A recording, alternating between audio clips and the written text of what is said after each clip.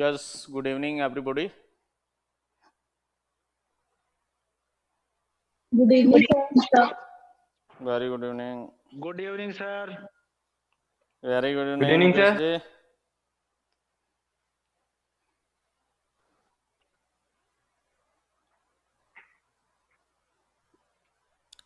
Yes, yesterday we discussed the section 126 to 132 of the Evidence Act, which are concerned to the privileges to the witnesses. धारा 126 से लेकर और 132 तक के प्रावधान पढ़े थे और जो साक्ष्यों के विशेषाधिकार से संबंधित है.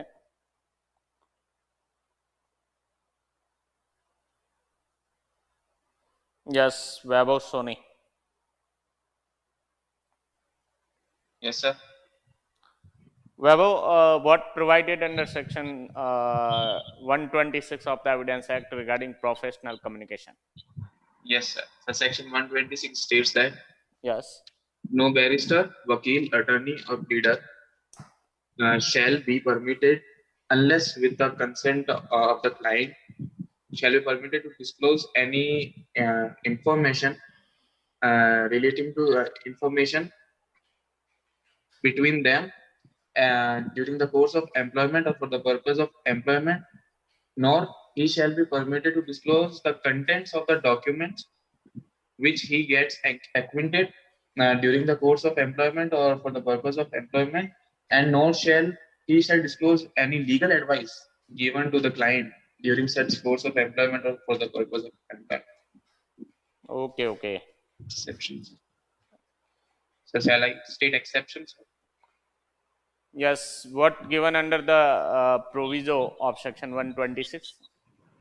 So proviso states that the section shall applicable even after the employment ceases. That is under the explanation. It's okay. Yes, Sampurna Adak. Yes, sir. Sampurna, what provided under the proviso of section 126?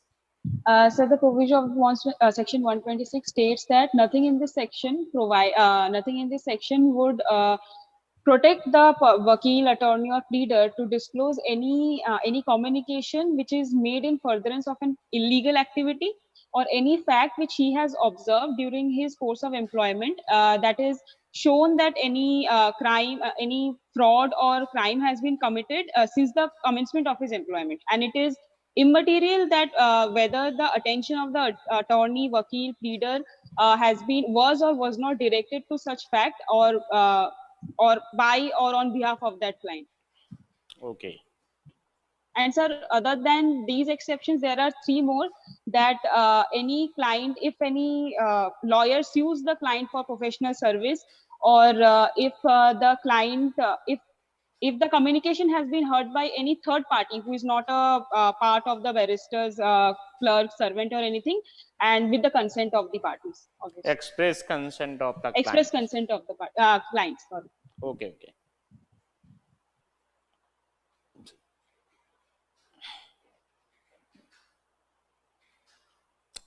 Yes, Ruchi Sharma. Yes, sir. Ruchi, what provided under section 129 of the Evidence Act? Yes, it says that no one shall be permitted to disclose the confidential communication between him and his legal advisor. 126, its duties imposed upon the barrister, pleader, attorney, and vakil, and in this section, duties imposed upon the client not to disclose communication. But if he offer himself as a witness, then he may be compelled to disclose such information, such communication, such confidential communication as it appears to the court necessary for the purpose of explaining the evidence which he has previously given. Okay.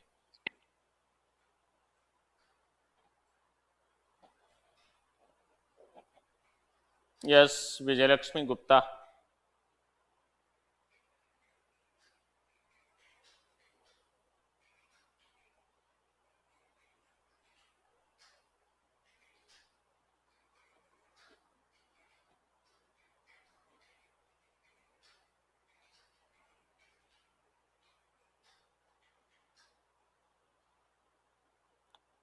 Yes, Samta Mathur.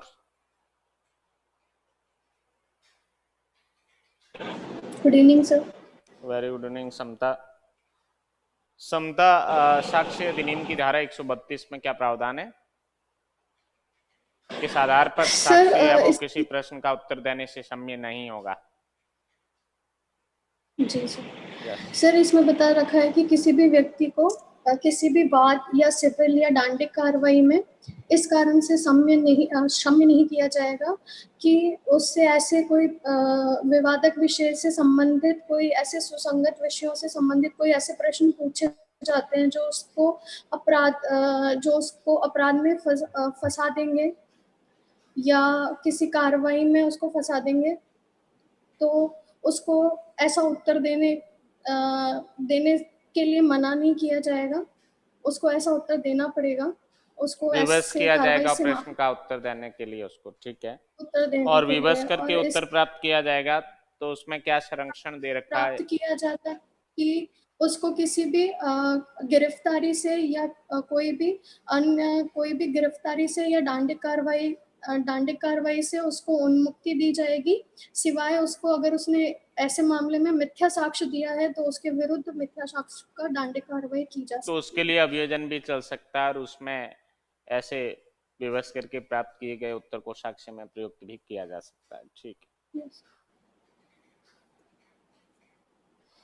Yes, Hrithik Sharma. Sir आपकी screen pause हो रही है sir. Good evening sir. क्या Mukesh ji? Sir आपकी जो screen है वो pause है सर। आवाज नहीं आ रही आपकी प्रॉपर। सर हो रही है आपकी, आप दिखाई नहीं दे रहे हो सर बार बार। अभी रुक, क्या कह रहे हैं आप? सर स्क्रीन पॉज हो गई है, एक जगह आप रुके खड़े हो सर जैसे। वो तो सही हो जाएगी स्क्रीन, तो अभी स्क्रीन का अपन यूज ही नहीं कर रहे हैं। ओके सर, ठीक है। आवाज तो साफ आ रही है सर। हाँ हाँ, स्क्रीन तो अपन जब शुरू करेंगे तब, अभी तो स्क्रीन का कोई यूज भी नहीं है। ठीक है सर आपने ऋतिक बोला या Ritika?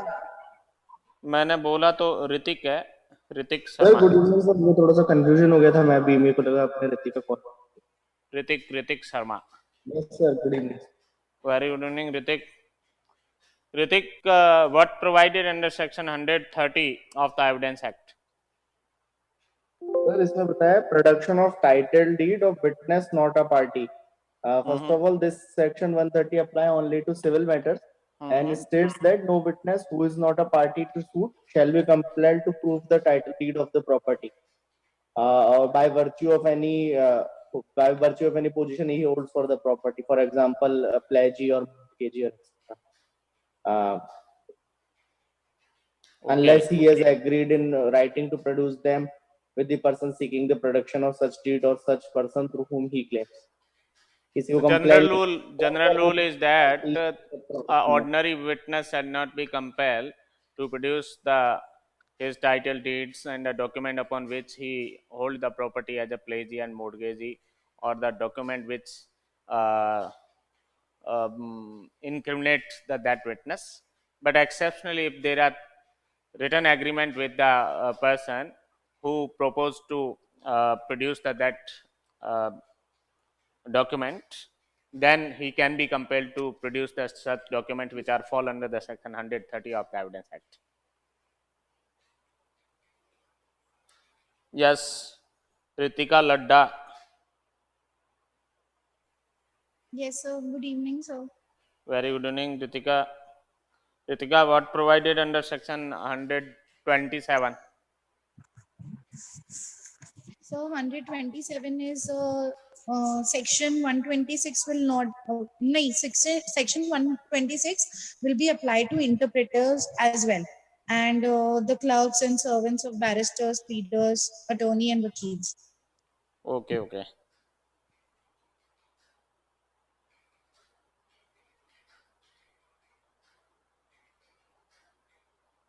Yes, Ramila Rajpurohit. Yes, sir. Ramila, what provided under section 128 of Evidence Act?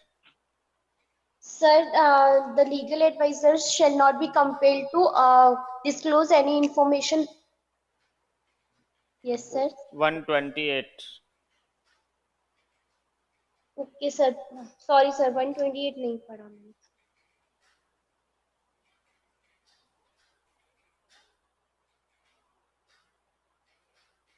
Yes, Divyanshi Rajawat. Yes, sir. Divyanshi, what provided under section 128 of Evidence Act? Sir, section 128 provides that if a witness, if any party to the suit gives evidence on his own or otherwise, then it shall not be deemed that he has disclosed those things which are not to be disclosed under section Who has 126. give the consent to disclose the communication? Consent to disclose. Okay, Yes, okay. sir. And when it may be considered Sir, the party or the client consented to sir, disclose the communication? He shall be deemed to have consented to such disclosure only if he questions the barrister, attorney or vakil on matters for such question he would not be at liberty to disclose. If he questions them on the matters, First of all, that client call up advocate etc. as a witness, then put a question from that advocate, and the answer of that question is disclosure of the communication. Then the putting the question by the client is deemed to be consent to the advocate etc. to disclose the communication. Yes, sir.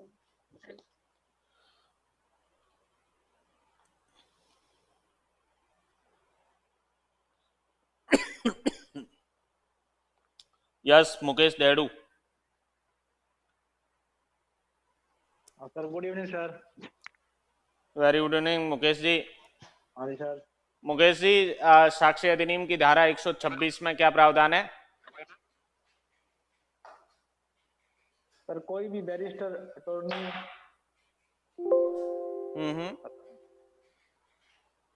Sir, किसी वकील, barrister, प्लेडी attorney है, उसके नियोजन के दौरान कोई मौखिक या लिखित सूचना दो कक्षीकार द्वारा दी गई है या कोई सलाह दो वकील आदि ने कक्षीकार को दी है, कोई दस्तावेज जिसे वकील आदि नियोजन के अनुक्रम में परिचित हो गए, ऐसी सूचना, सलाह, दस्तावेज के अंतर्वस्तु या दशा को प्रकट करने के लिए विवश नहीं किया जा सकता सर, और प्रकट करना अनुज्ञात नहीं किया जा सकता.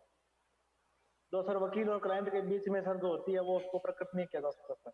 अधिवक्ता को है वो उस संसूचना को प्रकट करने के लिए विवश भी नहीं किया जा सकता और अनुज्ञात भी नहीं किया जा सकता. हाँ सर. ठीक है. Yes, Suman Shekhawat. Yes sir.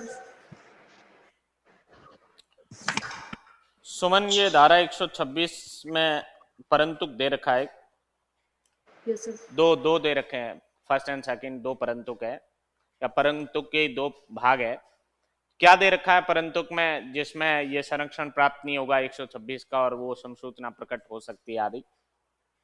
Sir, इसमें ये कहा गया है कि अगर वो जो वादी या मतलब अक्षीकार, जो वर्ड यूज किया, अक्षीकार जो है, कक्षीकार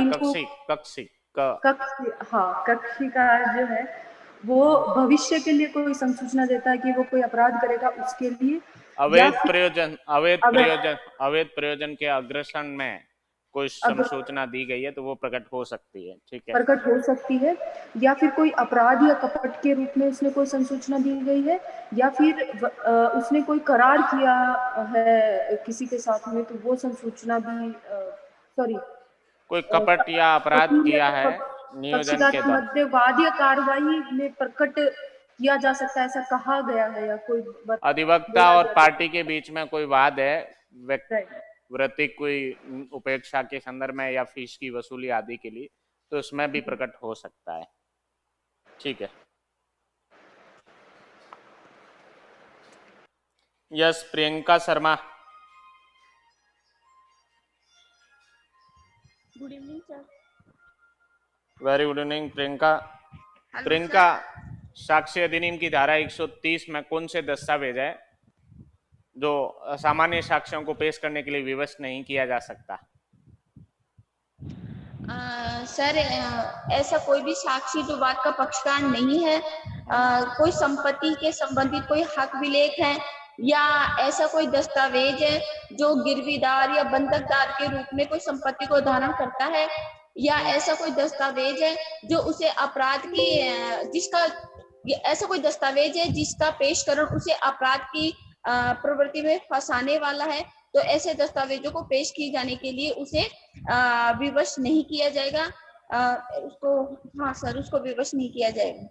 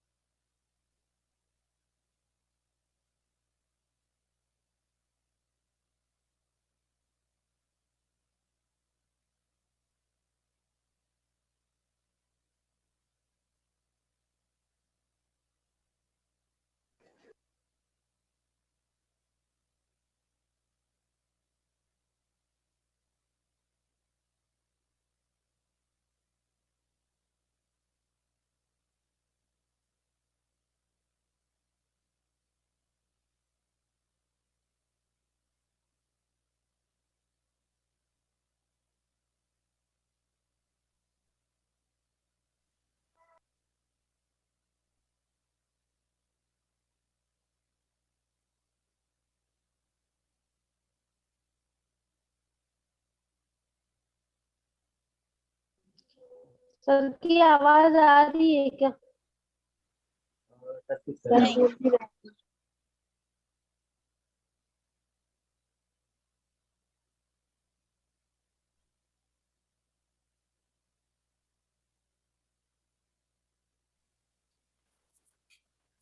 हेलो स्टूडेंट्स, मैं 2-4 मिनट में मैं क्लास कंटिन्यू कर रहा हूँ, तो आप लोग तब तक थोड़ा रिवीजन करवाना, तो अर्जेंसी आ गई। Yes sir. जब तक कोई मेरा एक डाउट सॉल्व कर सकता है क्या? एक आईपीसी से रिलेटेड मुझे डाउट है, कोई बता पाए तो प्लीज बोलो। क्या डाउट है? एक ये क्वेश्चन था जिसमें आपको बताना चाहता हूँ। एक सेकंड में सेकंड।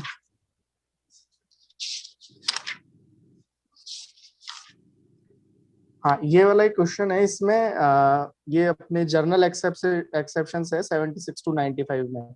सो इसमें A and B while swimming in the sea after a shipwreck got hold of a plank not large enough to support both. A pushed off B who got drowned away. So इसमें क्या section होगा? 3 जिसने मतलब इसका situation ये है कि वो एक समुद्र में अटक जाते हैं, तो उनको एक मतलब लकड़ी का वो मिल जाता है जिसपे वो दोनों मतलब ऐसे लटक से जाते हैं। तो एक मतलब जो सेकंड पर्सन होता है उसको धक्का दे देता है, क्योंकि वो इतना बड़ा नहीं होता है कि दोनों को संभाल सके। तो will he B liable for murder? इसके ऊपर कौन से आईपीसी का सेक्शन अप्लाई होगा? मर्डर के लगेगा। मर्डर का नहीं लगेगा, मर्डर कल्पेबल होमिसाइड का लगेगा, क्योंकि बड़ी नहीं वो सर, खुद को भी बचा रहा है। वेट लिसन नहीं सर ने बताया था किसी को किसी की जान लेने का अधिकार नहीं है किसी भी परिस्थिति में। वही केस था, इसके बाद केस लॉ था, इंग्लिश केस लॉ। लेकिन but depend on situation, culpable homicide होएगा, मर्डर नहीं होएगा। मर्डर और कल्पेबल होमिसाइड में ये डिफरेंस है कि इंटेंशन नहीं है उसका उसमें मारने का। इंटेंशन का मारा है तो इंटेंशन ही है ना। सडन हुआ ना, there is little bit difference. Exception में आएगा ये, न तो मर्डर होगा न कल्पेबल होमिसाइड, एक्सेप्शन है ये। एक्सेप्शन में नहीं आएगा। नहीं है, इंग्लिश लॉ के अंदर पनिश किया था उसको जब मर्डर में इंटेंशन चाहिए और वहां पे वो अपनी जान बचा रहा है। एक मिनट सॉल्यूशन सर से पूछ लेंगे।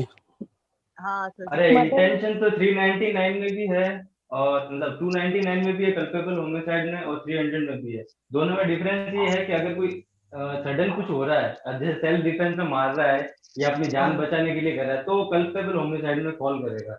तो कल्पेबल होमिसाइड ही हुआ ना, मेरा यही कहना है। मर्डर। हाँ पर वो मर्डर नहीं होएगा, मर्डर नहीं हो सकता वो। मर्डर नहीं आएगा, मर्डर नहीं आएगा। मर्डर के लिए पूरी प्लानिंग चाहिए, उसको पूरा मोटिव चाहिए होता है पहले से सब। कहाँ मारेगा, वही मैं कह रही मारेगा, हूँ, इंटेंशन चाहिए होता है।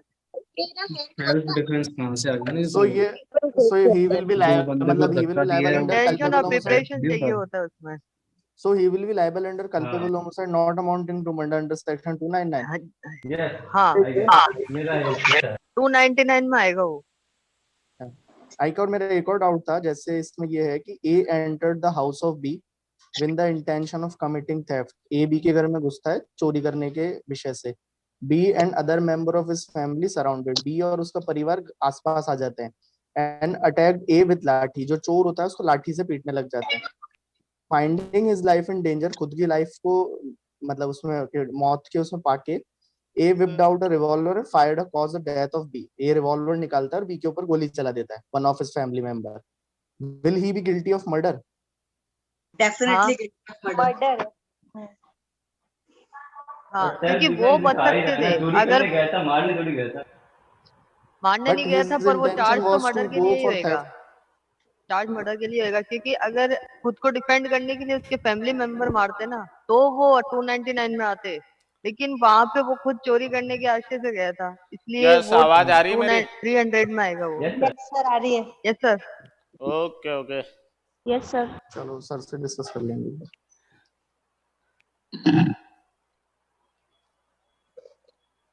Yes Pooja Jain.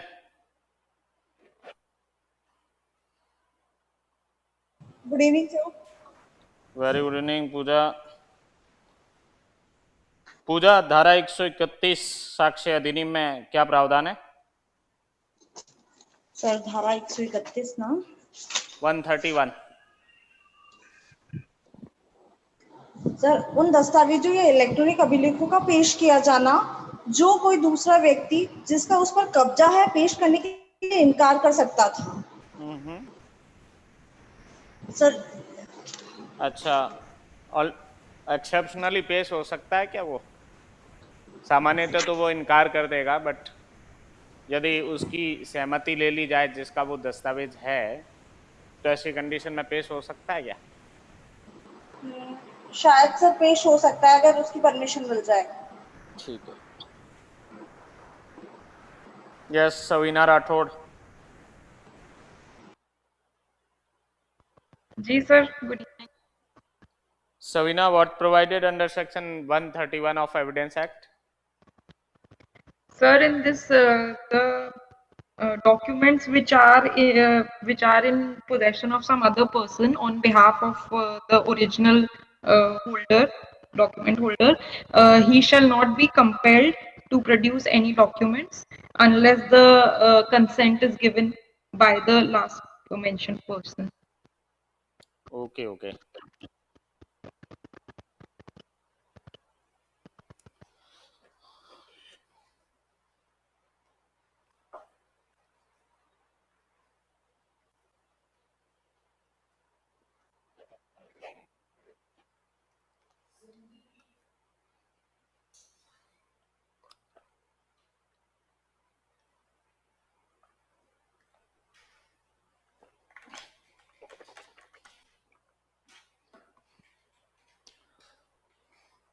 Next section 133 से देखेंगे अपन।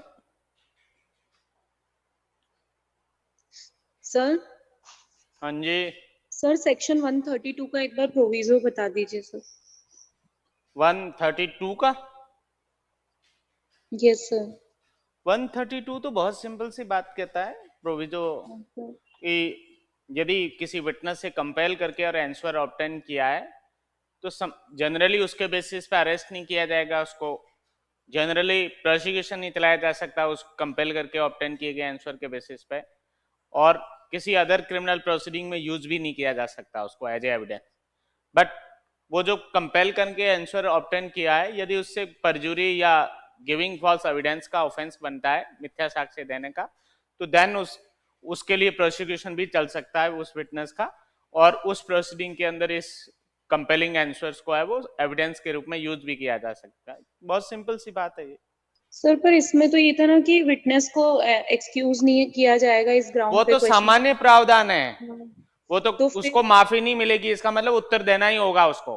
तो उत्तर देगा तो फिर उसके बाद सर वो क्रिमिनेट नहीं होगा, मतलब हाँ, उसके ऊपर प्रोसिक्यूशन। उत्तर उससे प्राप्त कर लिया, उसके आधार पर गिरफ्तारी नहीं होगी उसकी, उसके आधार पर सामान्यतः अभियोजन भी नहीं चलाया जा सकता उसके खिलाफ।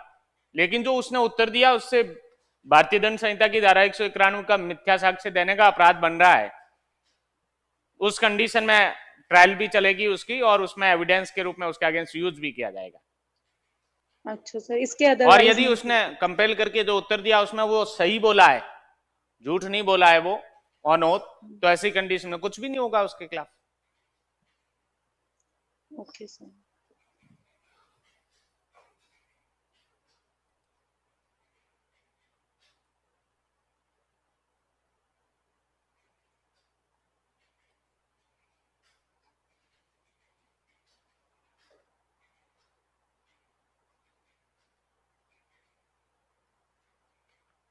Section 133 of Evidence Act is concerned to the accomplice. सहअपराधी से संबंधित प्रावधान है 133 में। An accomplice shall be a competent witness against an accused person, and a conviction is not illegal merely because it proceeds upon the uncorroborated testimony of an accomplice. The 2 points involved in Section 133 of the Evidence Act. First, accomplice is competent witness against the accused, and second, if any conviction is made on the basis of the evidence of the accomplice, that conviction shall not be invalid only by the reason of not corroborated by the testimony of the accomplice. सहअपराधी जो है, एक तो अभियुक्त के विरुद्ध सक्षम साक्षी है, means वो प्रोसिक्यूशन का विटनेस है, वो हो सकता है, और दूसरी बात अप्रूवर है वो बन सकता है वो, और दूसरी बात केवल सहअपराधी के साक्ष्य के आधार पर दोष सिद्धि की गई है तो वो विधिमान्य दोष सिद्धि होगी, लॉफुल है वो कन्विक्शन होगी, वो केवल इस आधार पर वो कन्विक्शन अनलॉफुल नहीं होगी कि उसकी अन्य साक्ष्य से संपुष्टि नहीं हुई है। सोल बेसिस यदि अकम्प्लिस की एविडेंस है कन्विक्शन की, उसके बावजूद भी वो वैलिड कन्विक्शन होगी as per the section 133 of the evidence act. Who is accomplice? What is the meaning of the accomplice? Accomplice is a person who participates in the commission of offense in respect of which the charge against the accused. अभियुक्त के विरुद्ध जिन अपराधों का आरोप है उसके अंदर, उस अपराध को करने के अंदर यदि भाग लिया है, वो व्यक्ति क्या कहलाता है? वो accomplice कहलाता है। And in addition to that point, grant the pardon under section 306 and 307 of the CRPC.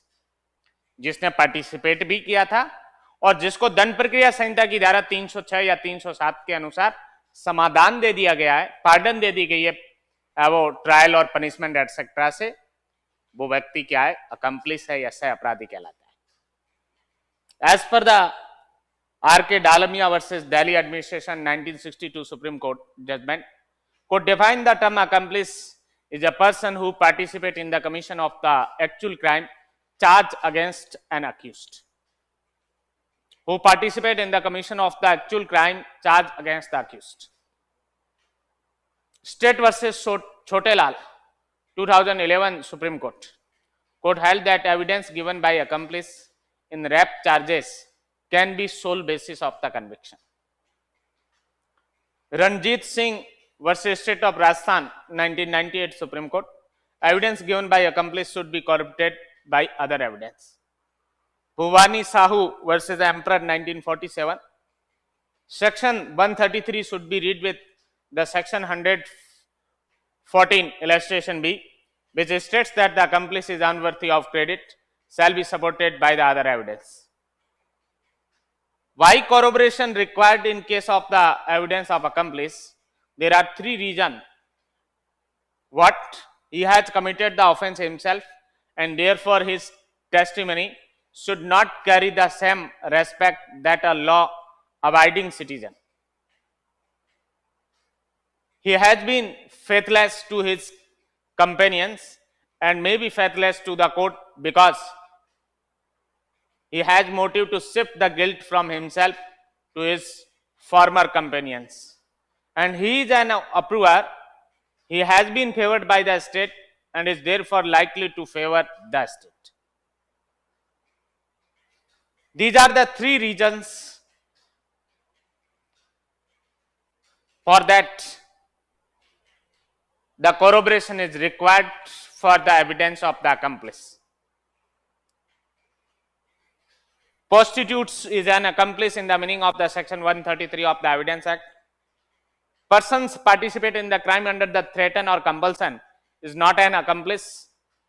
Honest trap witness or the decoy or the detectives are not accomplice. These are the persons who act for the advancement of the public justice and they do not share the elements of the mens rea, therefore cannot be considered as an accomplice.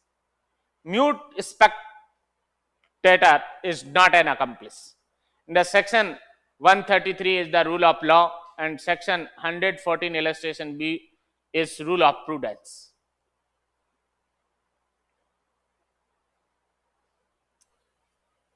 Section 114 illustration B is concerned to the accomplice is unworthy of credit unless the corroborated by the particular materials. And the section 133 of the Evidence Act says that the accomplice is the competent witness against the accused and no conviction is invalid by reason of the uncorrupted of the evidence of accomplice. धारा 114 का जो दृष्टांत भी है वो कहता है सहअपराधी विश्वसनीयता के अयोग्य है जब तक कि तात्विक विशिष्टियों से उसकी पुष्टि नहीं हो जाती है। और धारा 133 जो साक्ष्य अधिनियम की जिसमें प्रावधान है कि सहअपराधी अभियुक्त के विरुद्ध सक्षम साक्षी है और कोई भी दोष सिद्धि केवल इस आधार पर अविधि मान्य नहीं होगी कि उसकी संपुष्टि नहीं हुई है, केवल वो सहअपराधी के साक्ष्य के आधार पर दोष सिद्धि है, इस कारण से वो अविधि मान्य नहीं होगी, इट मींस विधि मान्य होगी। यदि इन दोनों प्रोविजन को एक साथ पढ़ा जाए, 114 illustration B is concerned to the presumption. Court is not bound to draw the presumption, but 133 is the rule of law. धारा 133 जो ये विधि का नियम है और धारा 114 का जो दृष्टांत भी है that is the rule of prudence, वो विवेक का नियम है। एंड प्रिजम्पशन की पावर है, कोर्ट ऐसा अज्यूम कर सकता है जैसा इलस्ट्रेशन बी ऑफ सेक्शन 114 में दे रखा है। But in practice the 114 illustration B is followed by the court. There should be corroboration of the evidence of the accomplice. सामान्यतः जो है या व्यवहारिक रूप से न्यायालयों के अंदर क्या होता है, धारा 114 का जो दृष्टांत भी है उसको फॉलो किया जाता है। अन्य साक्ष्य से संपुष्टि होने पर ही अब दोष सिद्धि की जाती है। इनडायरेक्टली धारा 114 के दृष्टांत बी को है वो धारा 133 पर अधिमानी प्रभाव दिया गया।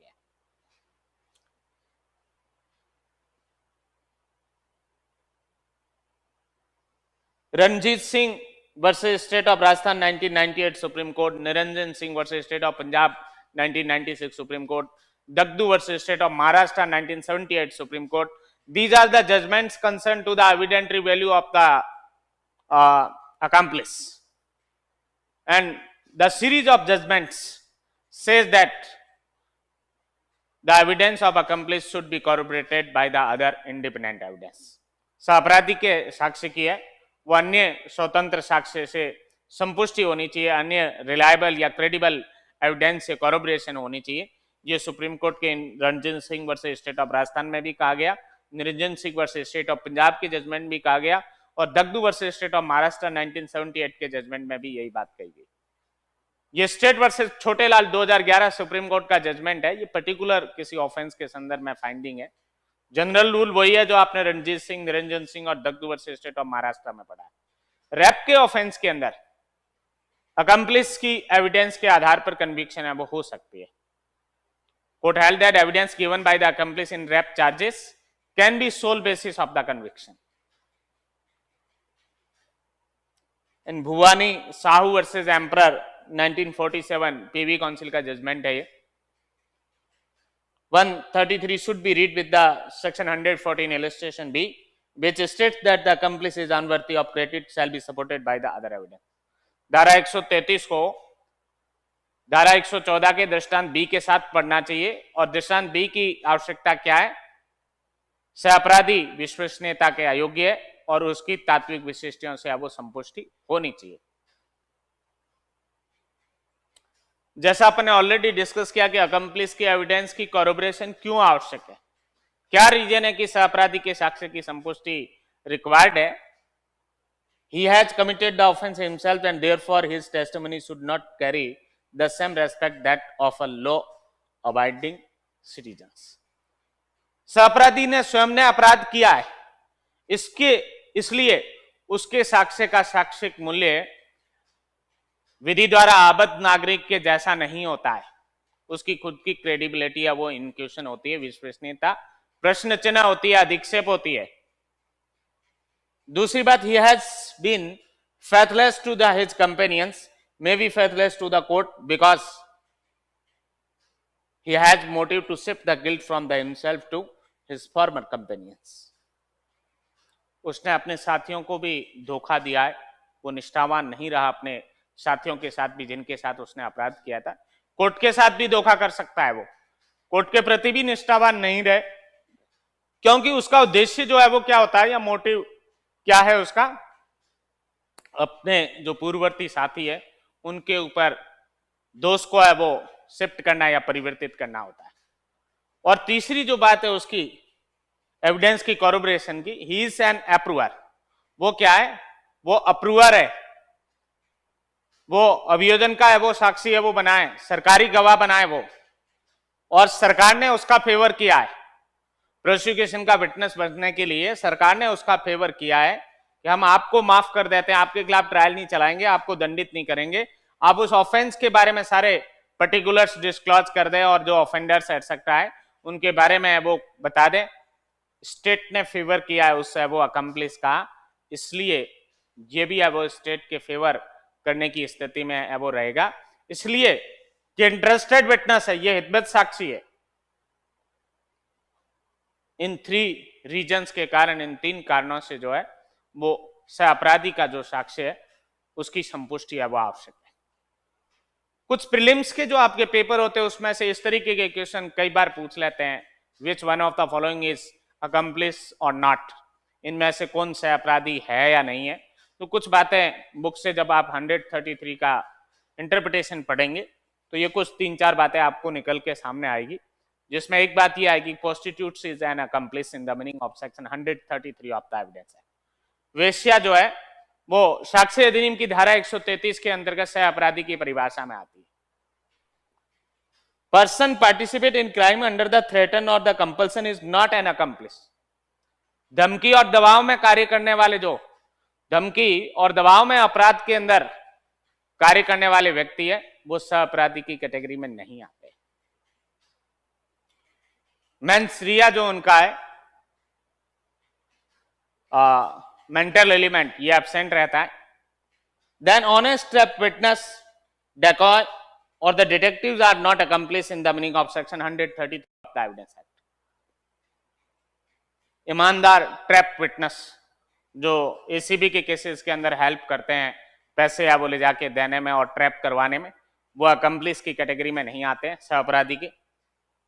डेकॉय और डिटेक्टिव्स जो बोगस विटनेस एटसेट्रा, प्रोस्टिट्यूशन के केस में भी या एनडीपीएस मैटर्स में भी या एक्साइज मैटर्स एटसेट्रा में बोगस जो ग्राहक बना के भेजा जाता है पैसे देके वो प्रोहिबिटेड आर्टिकल को खरीदने के लिए, वो भी अकम्प्लिस की कैटेगरी में नहीं आता है, सहअपराधी की श्रेणी में नहीं आते हैं, क्योंकि ये जो पर्सन है ऑनेस्ट ट्रैप विटनेस है, डेकॉय है और डिटेक्टिव्स है, ये एडवांसमेंट ऑफ जस्टिस, ये न्याय की प्रगति के अंदर कार्य करते हैं। एक्चुअलिटी जो वास्तविकता है, जो ऑफेंडर्स है या जिन्होंने अपराध किया है, उन व्यक्तियों को पकड़ने में, उनको फाइंड आउट करने में हेल्प करते हैं और मेंस रिया का एलिमेंट है वो एब्सेंट रहता है, इसलिए ये सह अपराधी या अकम्प्लिस की कैटेगरी में नहीं आते। And mute Spectator is not an accomplish. मूक दर्शक भी जो केवल खड़ा हुआ देख रहा है, उसका कोई इन्वॉल्वमेंट नहीं है ऑफेंस के अंदर, वो भी अकम्प्लिस या सह अपराधी की श्रेणी में नहीं आता है साक्ष्य अधिनियम की धारा 133 के अंतर्गत। और लास्ट जो पॉइंट है, section 133 of the evidence act is rule of law and section 114 illustration b is rule of prudence. धारा 133 जो है ये विधि का नियम है और धारा 114 जो है उसका इलस्ट्रेशन बी ये प्रज्ञा का नियम है।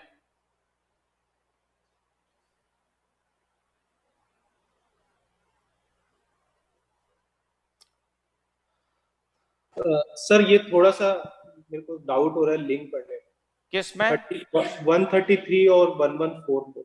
अगर कोई देखो वन फॉलो तो 114 के इलस्ट्रेशन बी को किया जाता है प्रैक्टिकली, ये मैंने आपको अलग बता दिया। धारा 133 और 114 के इलस्ट्रेशन बी में आप देखेंगे तो 114 के इलस्ट्रेशन बी को फॉलो करते हैं कोर्ट। बट यदि ऐसा क्वेश्चन आता है what are the difference between the section 133 and the illustration b of section 114, दो बातें लिख सकते हो आप। धारा 133 जो विधि का नियम है और 114 का इलस्ट्रेशन बी प्रज्ञा या विवेक का नियम है। और दूसरी बात लिख सकते हो आप 114 illustration b prevail over the section 133 of the evidence act. धारा 114 का जो दृष्टांत बी है वो 133 पर अधिमानी प्रभाव रखता है, क्योंकि जुडिशियल प्रोनाउंसमेंट जो है, न्यायिक पूर्व निर्णय जो है, सुप्रीम कोर्ट के जो जजमेंट्स है वो 114 के इलस्ट्रेशन बी को फेवर कर रहे हैं कि केवल अकम्प्लिस की एविडेंस के बेसिस पे कन्विक्शन नहीं हो, उसकी अदर एविडेंस से कॉर्रोबोरेशन होनी चाहिए, should be corroborated by the other independent evidence. So many findings of the Supreme Court, like Dagdu versus State of Maharashtra 1978 judgment, Niranjan Singh versus State of Punjab 1996 Supreme Court judgment, Ranjit Singh versus State of Rajasthan 1998 Supreme Court judgment, and so many series of judgments upon this point. The evidence of the accomplice should be corroborated by the other evidence, and the evidence of accomplice shall not be sole basis of the conviction. It is a general rule, but exceptionally discussed under the Chote Lal versus State of UP 2011 Supreme Court judgment. In rape offense, the conviction may be sole basis of the evidence of the accomplice. That is the exception. That is not general rule. General rule is what? The evidence of accomplice should be corroborated by the other evidence. Right. Sir तो ये बोल सकते हैं ना कि 114 B का exception है 133। क्या कह रहे हैं आप? 114 बी का एक्सेप्शन है 133, क्या ये अपन बोल सकते हैं? एक्सेप्शन कहना तो ठीक नहीं है। ऐसा कहें कि 114 का इलस्ट्रेशन जो बी है, हाँ कुछ कनेक्शन तो है उसमें, क्योंकि वो प्रोविजन प्रिजम्पशन का है और ये है वो लॉ का प्रोविजन है, विधि का है वो नियम है, इसको रूल ऑफ लॉ कंसीडर किया जाता है। फिर भी कोर्ट्स है वो उसको प्रिवेल करते हैं 114 के इलस्ट्रेशन बी को। कोर्ट तो क्वेश्चन आया तो 14 भी प्रिवेल करेगा ना? हाँ प्रिवेल करेगा। प्रैक्टिकली कोर्ट है वो 114 इलस्ट्रेशन बी को वो फॉलो करते हैं बजाय के 133 को। धारा 133 हिंदी में आप देखेंगे सह अपराधी इसका टाइटल है। कई बार टाइटल से भी क्वेश्चन पूछ लिया जाता है अकम्प्लिस से रिलेटेड कौन सा सेक्शन है एविडेंस एक्ट में। सह अपराधी अभियुक्त व्यक्ति के विरुद्ध सक्षम साक्षी है, ये कई बार पूछा गया है प्रीलिम्स के पेपर के अंदर। Accomplish is competent witness against the accused, this is provided under which one of the following section of the Indian Evidence act. ये प्रीलिम्स या ऑब्जेक्टिव पेपर में वो रिपीटेडली क्वेश्चन आता है इस पॉइंट पे। और कोई दोषसिद्धि केवल इसलिए अवैध नहीं है कि वो सह अपराधी के असंपुष्ट परिसाक्ष्य के आधार पर की गई। किसे कहेंगे सह अपराधी? जिसने अपराध को कारित करने में भाग लिया या सहयोग किया है और जिसको सीआरपीसी की धारा 306 या 307 में क्षमा कर दिया गया है पार्डन दे दिया गया, वो व्यक्ति क्या है, वो अकम्प्लिस कहलाए।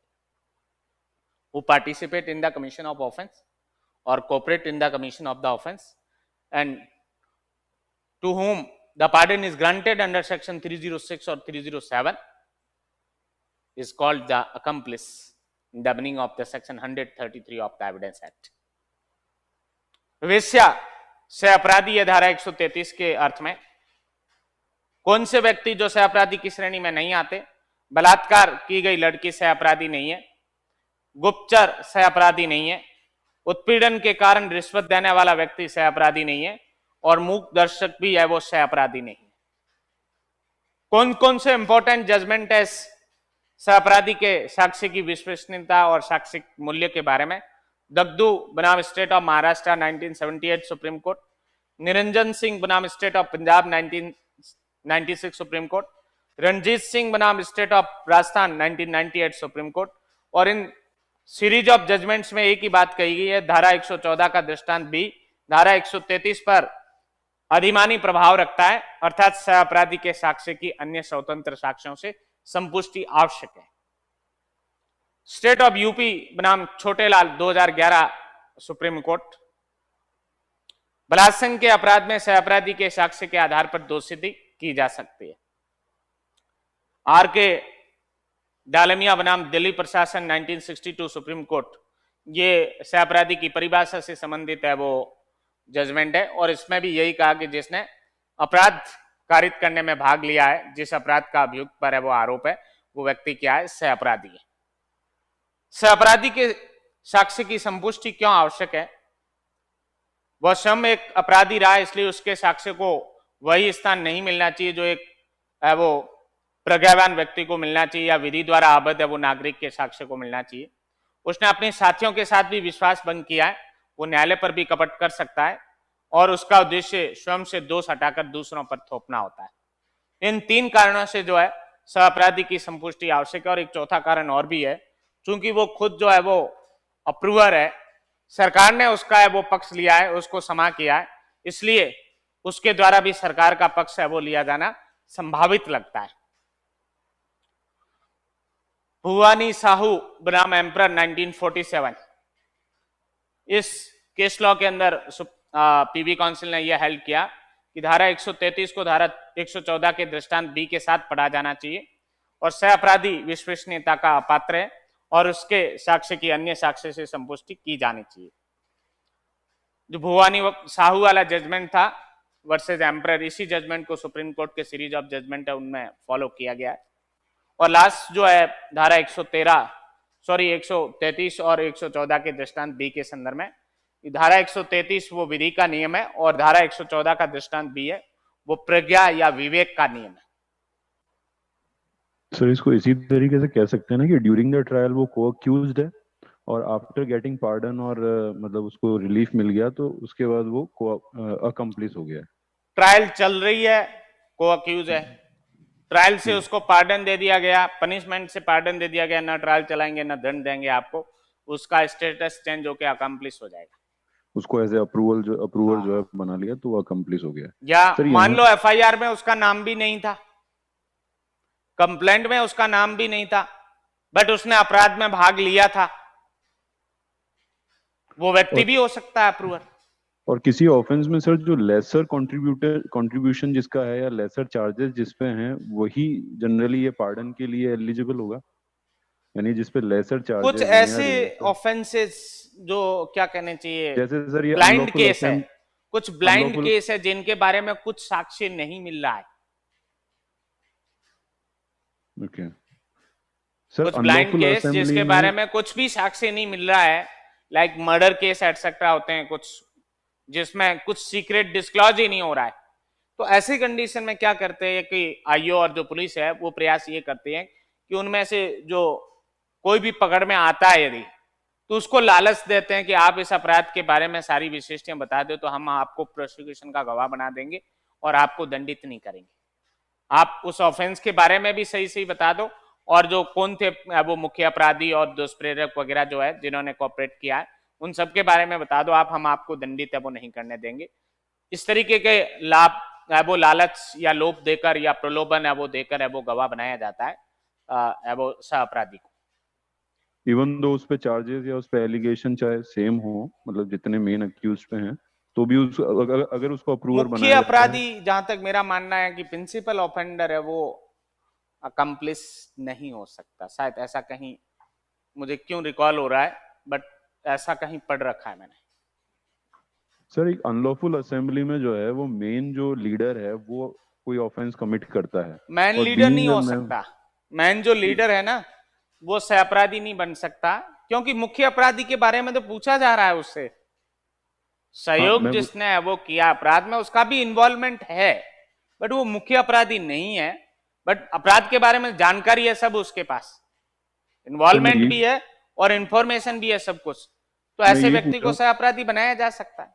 मैं यही पूछ रहा हूँ sir, being a member of unlawful assembly जो है, उस मेंबर को जो है अकम्प्लिस बनाया जा सकता है to find out the main culprit और मेन किया जा सकता है, किया जा सकता है।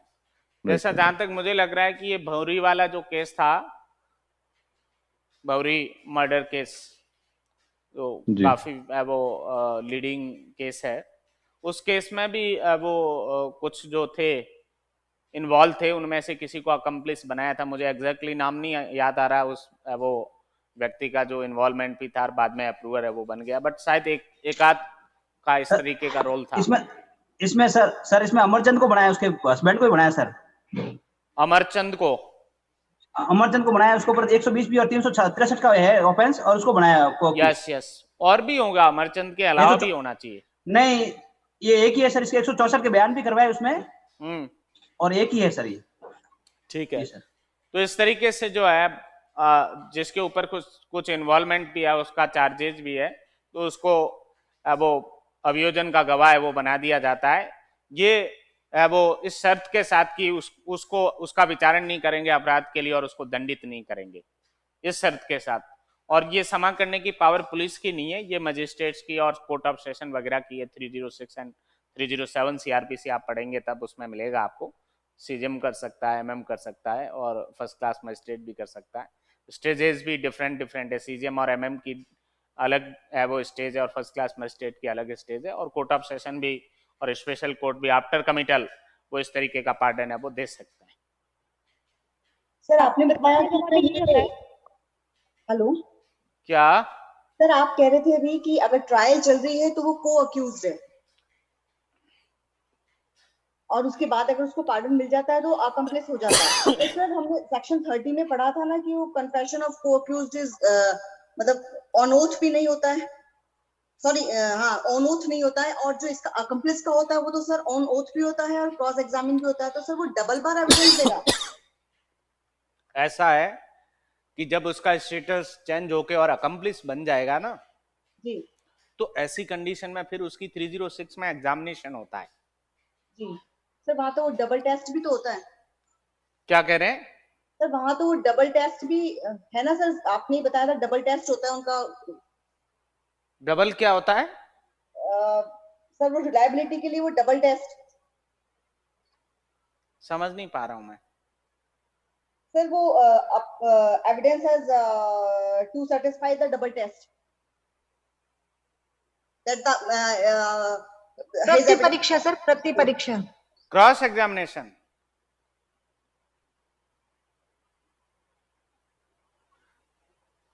क्या कह रहे हैं आप मुझे थोड़ा समझ में नहीं आ रहा है, बट फिर भी व्यक्ति जो है जिसके खिलाफ अक्यूज का मतलब ये है कि ट्रायल तक नहीं भी पहुंचा है, इन्वेस्टिगेशन के दौरान भी पार्डन दिया जा सकता है as per the section 306 CrPC. CGM और एमएम दे सकते हैं ड्यूरिंग इन्वेस्टिगेशन भी, ट्रायल स्टार्ट होने से पहले भी। तो ऐसी कंडीशन में जिसका नाम एफआईआर में अक्यूज के रूप में वो था, उसको है वो अप्रूवर है वो बनाया जा सकता है।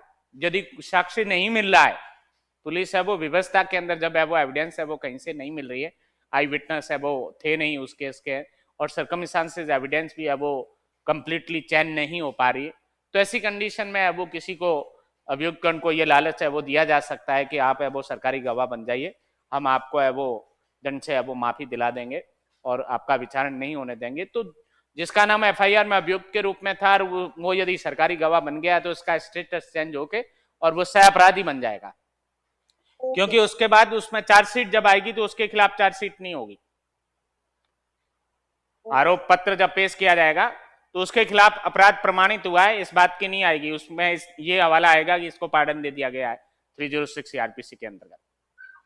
ओके सर, मैं टेस्ट ऑफ रिलायबिलिटी की बात कर रही थी। क्या? टेस्ट ऑफ रिलायबिलिटी की बात कर रही थी sir. Test of reliability, okay, विश्वसनीयता का जो टेस्ट है। Yes sir. ओके ओके, विश्वसनीयता में तो ये को अक्यूज से इसका जो अकम्प्लिस की एविडेंस है ये मोर रिलायबल कंसीडर की जाती है, इस तरीके का है। Yes sir. हाँ हाँ, अभियुक्त जो है उसका जो स्टेटमेंट वगैरह है उससे इसका अपराधी का जो है वो उसको मोर रिलायबल कंसीडर किया जाता है, क्योंकि वो ऑन ओथ भी होता है, शपथ पर है वो इसके कथन होते हैं। यस, तो ये सारी बातें जो अपन ने डिस्कस की है सेक्शन 133 के संदर्भ में, ये सब आप तैयार रखें। जजमेंट्स भी जो बेयर प्रोविजन दे रखा है वो इलस्ट्रेशन बी ऑफ सेक्शन 114 के साथ इसका जो कनेक्शन है वो एग्जाम्पल जो अकम्प्लिस के रूप में है, कौन है या कौन नहीं है, इनको भी क्यों कॉर्पोरेशन रिक्वायर्ड है, ये सारी बातें है वो, इनमें से कोई भी बात आपसे प्रीलिम्स के पेपर में पूछी जा सकती है, इवन मेंस में भी पूछा जा सकता है एक्सेप्शनली, और इंटरव्यू में भी पूछा जाता है अकम्प्लिस से रिलेटेड है वो कौन सा प्रोविजन है। Excuse me sir. हाँ जी सर, एक बार rule of law and rule of prudence का बता दीजिए प्लीज। क्या? Sir 133 is rule of law and 114 B is rule of prudence means discretion of court है, न्यायालय अपना विवेक यूज करेगा to draw the presumption under section 114 is the discretion of the court. If circumstances allowed, then the draw presumption and court may refuse from the draw the presumption under section 114 of the Evidence Act. प्रज्ञा का मतलब विवेक से है।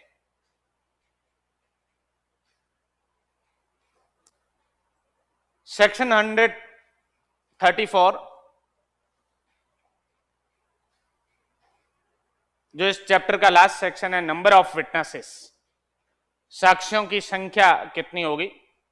No particular number of witnesses shall in any case be required for the proof of the any fact. The one principle is involved in section 134 of the Evidence Act.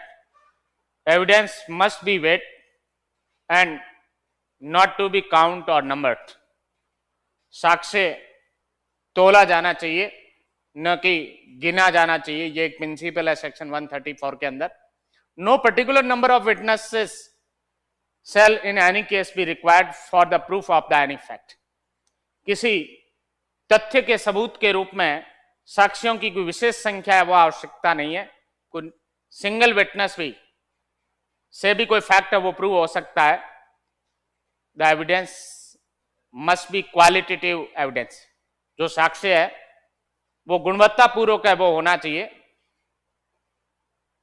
यदि कई सारे witness है वो पेश किए जाए बट क्वालिटी नहीं है एविडेंस के अंदर, तो ऐसी कंडीशन में उन संख्या ज्यादा होने से, विटनेसेस की संख्या ज्यादा होने से भी वो तथ्य साबित हुआ नहीं माना जा सकता है। और एक सिंगल विटनेस की एविडेंस से कोई फैक्ट प्रूव हो सकता है। तो किसी भी केस को या किसी फैक्ट को प्रूव करने के लिए नंबर ऑफ विटनेस या particular number of witness required नहीं है। Quality of evidence is required as per the section 134 of the evidence act. और ये जो प्रिंसिपल इनकॉर्पोरेटेड या वेस्टेड है सेक्शन 134 में, ये प्रीलिम्स का जो आपका पेपर होता है ऑब्जेक्टिव पेपर, उसमें पूछा जाता है। Tarachand ji, evidence must be weight and not to be count और नंबर्ड। साक्ष्य है वो तोला जाना चाहिए, साक्ष्य में वेट होना चाहिए, साक्ष्य में गुणवत्ता होनी चाहिए, न कि साक्ष्यों की संख्या। साक्ष्यों की संख्या है वो जरूरी नहीं है। क्या जरूरी है? क्वालिटी जरूरी है। साक्ष्य की गुणवत्ता आवश्यक है सेक्शन 134 में।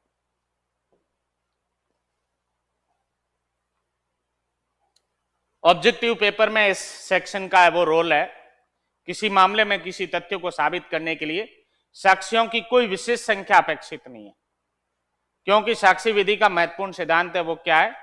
साक्ष्य में गुणवत्ता होनी चाहिए, साक्ष्य तोला जाना चाहिए, न कि गिना जाना चाहिए या साक्ष्यों की संख्या। साक्ष्यों की संख्या या गिनना जो है वो आवश्यक नहीं है। क्या जरूरी है? साक्ष्य की गुणवत्ता आवश्यक है। क्वालिटी है वो एविडेंस की होनी आवश्यक है। सैयद इब्राहिम बनाम state of Andhra 2006 supreme court का एक जजमेंट भी है इस 134 के संदर्भ में, जिसमें सर्वोच्च न्यायालय ने अभी निर्धारित किया कि सार्वजनिक साक्ष्यों न कि अभिकथनों को सत्यता साबित करने के लिए साक्ष्यों की संख्या। There must be a material evidence and not required the number of witnesses. साक्ष्य जो है वो सार्वजनिक साक्ष्य होना चाहिए जो पेश किया गया है, साक्ष्यों की विशेष संख्या वो आवश्यक नहीं है। जो 134 के अंदर दे रखा है उसी को एक्सप्लेन किया है सुप्रीम कोर्ट ने इस जजमेंट के अंदर। Next, chapter 10 of the evidence act, production of the witnesses etcetera, साक्ष्यों को पेश किया जाना। सेक्शन 135 टू 166, धारा 135 से लेकर और 165 तक के प्रावधान इस चैप्टर 10 ऑफ एविडेंस एक्ट में, like examination in chief, cross examination, re examination defined under the section 137, leading question which is defined under the section 141, contradiction that is given under section 145 of the evidence act, lawful question that is given under section 146, proper and improper question such are given under section 148 and 149, indecent and scandalous questions and causing annoyance etc. and tendency to insult questions which are given under section 151 and 152 of the evidence act, hostile witness consent to the section 154, impeaching the credibility of the witness given under the section 155 of the evidence act, refreshing memory given under section 159 of the evidence act, and so many provision. Last, the 165, power of the judge to put the question from the any person or the party and the witnesses at any stage. All important provision fall under this chapter of the chapter 10 of Indian Evidence Act. First of all, section 135 of the Evidence Act, order of the production and examination of the witnesses. The order in which the witnesses are produced, examined shall be regulated by the law and the practice for the time being relating to the civil and criminal procedure respectively, and in the absence of any such law, by the discretion of the court. If order of the production of the witness is given under the law concerned to the procedure of the civil and criminal, like civil procedure code and criminal procedure code, the witnesses shall be produced in that order. And if there is no express provision regarding the order of the protection of the witnesses in the law or procedure concerned to the civil and criminal, then are regulated by the discretion of the court. Civil और आपराधिक प्रक्रिया से संबंधित विधि के अंदर साक्ष्यों को पेश करने का कोई क्रम दे रखा है। पहले प्रोसिक्यूशन के विटनेस पेश होंगे, देन 313 के एग्जामिनेशन होंगे, उसके बाद डिफेंस की एविडेंस पेश की जाएगी। सिविल में पहले सामान्यतः है वो प्लेंटिफ अपनी एविडेंस है वो स्टार्ट करेगा और उसके बाद डिफेंडेंट अपनी एविडेंस है वो पेश करेगा। एक्सेप्शनली राइट टू बिगन या साक्ष्य प्रारंभ करने का अधिकार है वो प्रतिवादी को भी हो सकता है। जो कुछ भी प्रावधान दे रखे हैं सिविल प्रक्रिया संहिता के अंदर और दंड प्रक्रिया संहिता के अंतर्गत, पहले साक्ष्य है वो कौन सा है वो पेश किया जाएगा, किस क्रम में पेश होंगे और बाद में वो कौन से साक्ष्य पेश किए जाएंगे, उन सिविल और दंडिक प्रक्रिया से संबंधित विधि में जो साक्ष्यों को पेश करने का क्रम दे रखा है उसी से गवर्न होगा। लाइक सीआरपीसी के अंदर आप देखेंगे सेशन ट्रायल है, वारंट ट्रायल बाय मजिस्ट्रेट है, समन ट्रायल है, समरी ट्रायल है।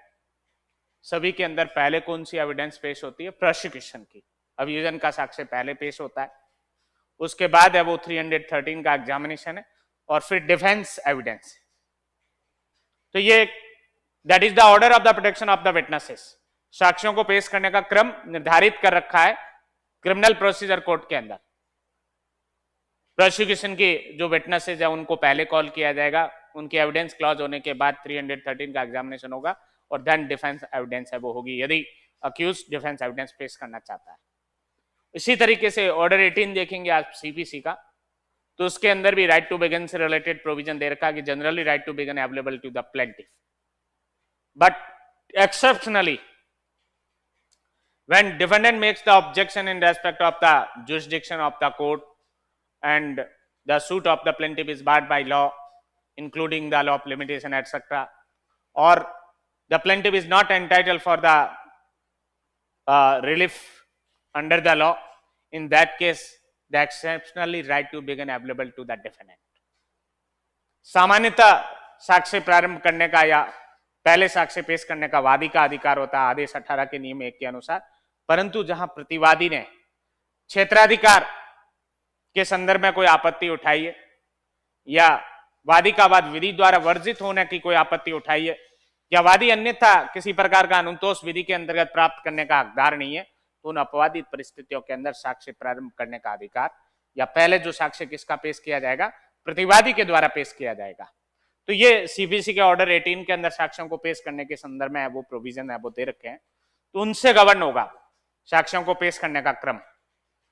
और यदि ये नहीं होता दंड प्रक्रिया संहिता में और जैसा आपने सिविल प्रक्रिया संहिता में पढ़ा ऐसा, तो फिर न्यायालय के विवेक से कोर्ट अपने डिस्क्रिप्शन से है वो विटनेस से इसको कॉल करता है। हिंदी में आप देखेंगे सेक्शन 135 को, साक्ष्यों का पेशकरण और उनकी परीक्षा का क्रम। साक्ष्यों का पेशकरण और उनकी परीक्षा का क्रम सिविल और दंडिक प्रक्रिया से तत्समय पद्धति द्वारा और ऐसी किसी विधि के अभाव में न्यायालय के विवेक द्वारा विनियमित होगा। यदि सिविल या दंडिक प्रक्रिया से संबंधित विधि में कोई प्रक्रिया निर्धारित है साक्ष्यों को पेश करने का और उनकी परीक्षाओं के संदर्भ में, तो उस विधि से गवर्न होगा। और ऐसी प्रक्रिया वो नहीं दे रखी है प्रक्रिया संबंधी विधि के अंतर्गत, तो न्यायालय के विवेक के अनुसार होगा। सीपीसी का आदेश 18 साक्ष्यों को पेश करने का जो है वो ढंग के बारे में प्रावधान दे रखे हैं, और सीआरपीसी में भी अध्याय 18, 19, 20, 21, 23 आदि जो है ये साक्ष्यों के पेशकरण से संबंधित है, वो इनमें प्रावधान है।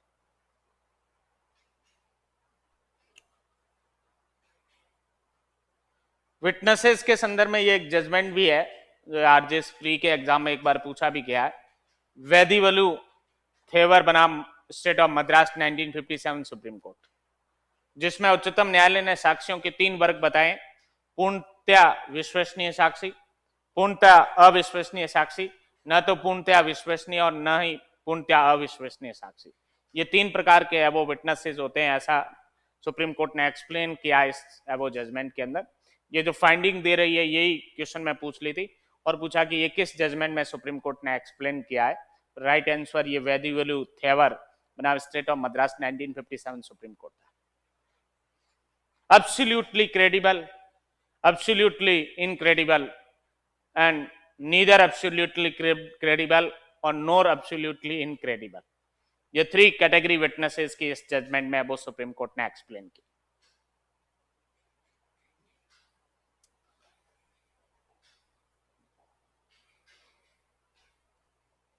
Then section 136, just to decide as to the admissibility of the evidence। कई बार इसके टाइटल से क्वेश्चन पूछ लिया जाता है प्रीलिम्स के पेपर के अंदर। Under which one of the following section of the Evidence Act judge to decide as the admissibility of the evidence?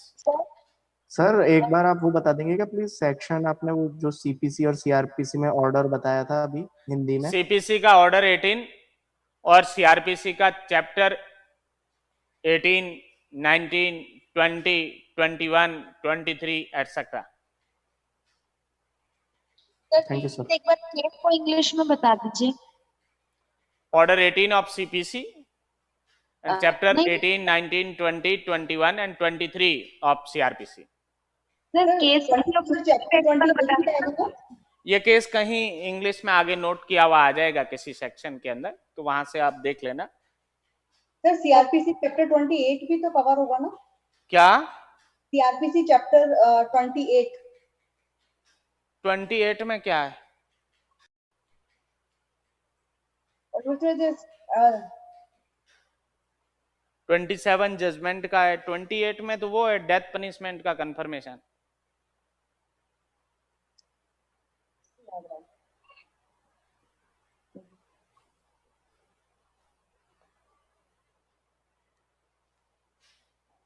Just इसका जजमेंट का जो नाम है वैसे ये कवर हो जाएगा, कहीं इंग्लिश में दूसरी जगह पेस्ट कर रखा है आगे। ये Vadivelu Thevar versus state of Madras 1957 supreme court.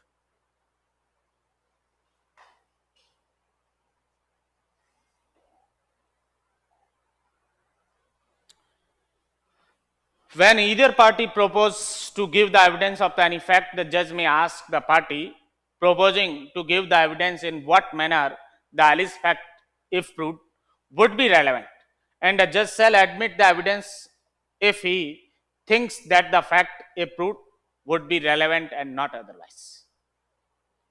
It is power of the judge to decide the admissibility of the fact, and party to which propose to prove the fact, the judge asks from that party how this fact is relevant if proved, and if that party is satisfied the court regarding the relevancy of the fact, then judge shall make the admissible that fact as per the first para of the section 136 of the Evidence Act.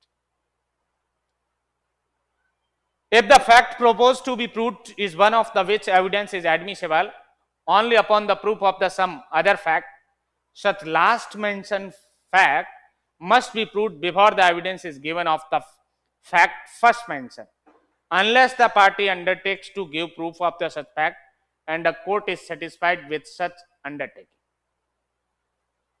The part second of the section 136 and the para second of the section 136 is concerned to the when the admissibility of the one fact is depend upon the proving of another fact. Then the another fact upon which the admissibility is depend must be proved the first, but exceptionally court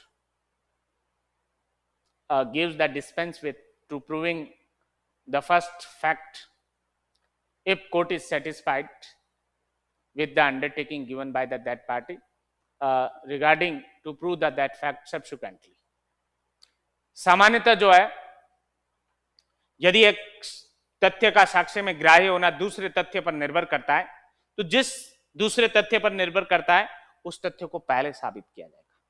लेकिन न्यायालय यदि ऐसी है वो undertaking दे दी जाए या ऐसा वचनबद्ध है वो दिया जाता है और संतुष्ट हो जाता है कि इस तथ्य को बाद में भी साबित किया जा सकता है, तो एक्सेप्शनली कोर्ट है वो उस दूसरे तथ्य को पहले साबित करने के लिए वो अपॉर्चुनिटी है वो दे सकता है।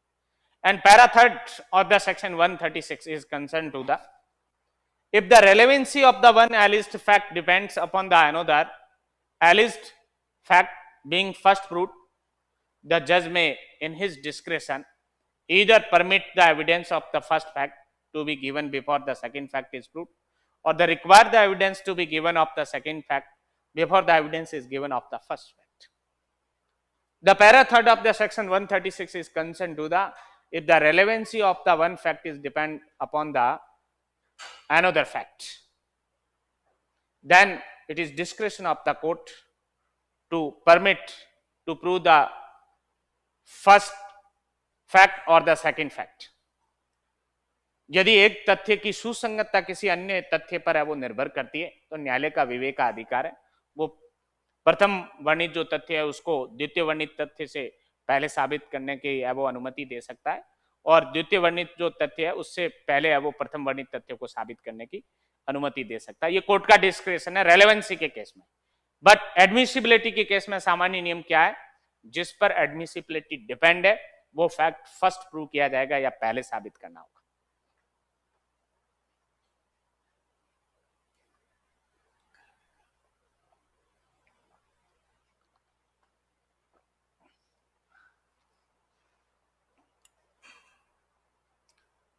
इलस्ट्रेशंस देखेंगे आप सेक्शन 136 में। It is proposed to prove a statement about a relevant fact by a person alleged to be dead, which statement is relevant under section 32. The fact that the person is dead must be proved by the person proposing to prove the statement before the evidence is given of the statement. यदि कोई dying declaration की evidence देना चाहता है party, तो उस डिक्लेरेंट की जो डेथ है उसके प्रूव होने पर डाइंग डिक्लेरेशन डिपेंड है। डेथ होना जो है, the fact of the death of declarant must be proved first, उस मृत्युकालीन कथन करने वाला जो व्यक्ति है उसकी मृत्यु के तथ्य को पहले साबित किया जाएगा, उसके बाद मृत्युकालीन जो कथन है उसको प्रूव किया जाएगा। क्योंकि डाइन डिक्लेरेशन की एडमिसिबिलिटी डिक्लेरेंट की डेथ के फैक्ट के प्रूव होने पर डिपेंड है। ये 136 के पैरा सेकंड का इलस्ट्रेशन है। It is propose to prove by a copy the contents of the document said to be lost. The fact that the original is lost must be proved by the person proposing to produce the copy before the copy is produced.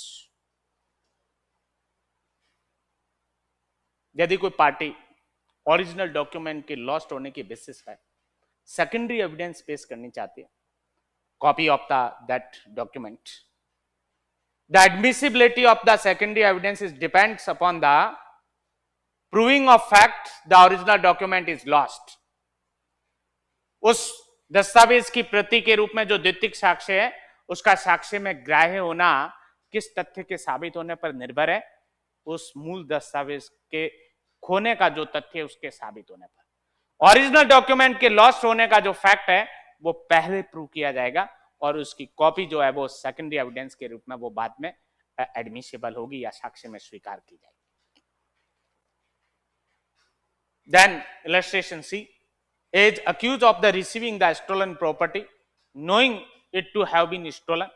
It is proposed to prove that he denied the possession of the property. The relevancy of the denial depends on the identity of the property. The court may, in its discretion, either require the property to be identified before the denial of the possession is proved, or to permit the denial of the possession to be proved before the property is identified. ये para third of section 136 का illustration है। इसमें दो fact है, identity of property, that fact is relevant under section 9 of the Indian Evidence Act, and possession of the stolen property, संपत्ति का जो कब्जा होने वाला जो तथ्य है उसके पोजेशन से रिकवर हुआ है एटसेट्रा, और डिनाई भी किया गया सेक्शन 27 ऑफ एविडेंस एक्ट और अदर प्रोविजन में जहां कहीं भी वो रेलेवेंट है। तो ये दोनों जो फैक्ट है, एक की रेलेवेंसी दूसरे पर अबाउट डिपेंड है। कोर्ट का डिस्क्रेशन है इसमें।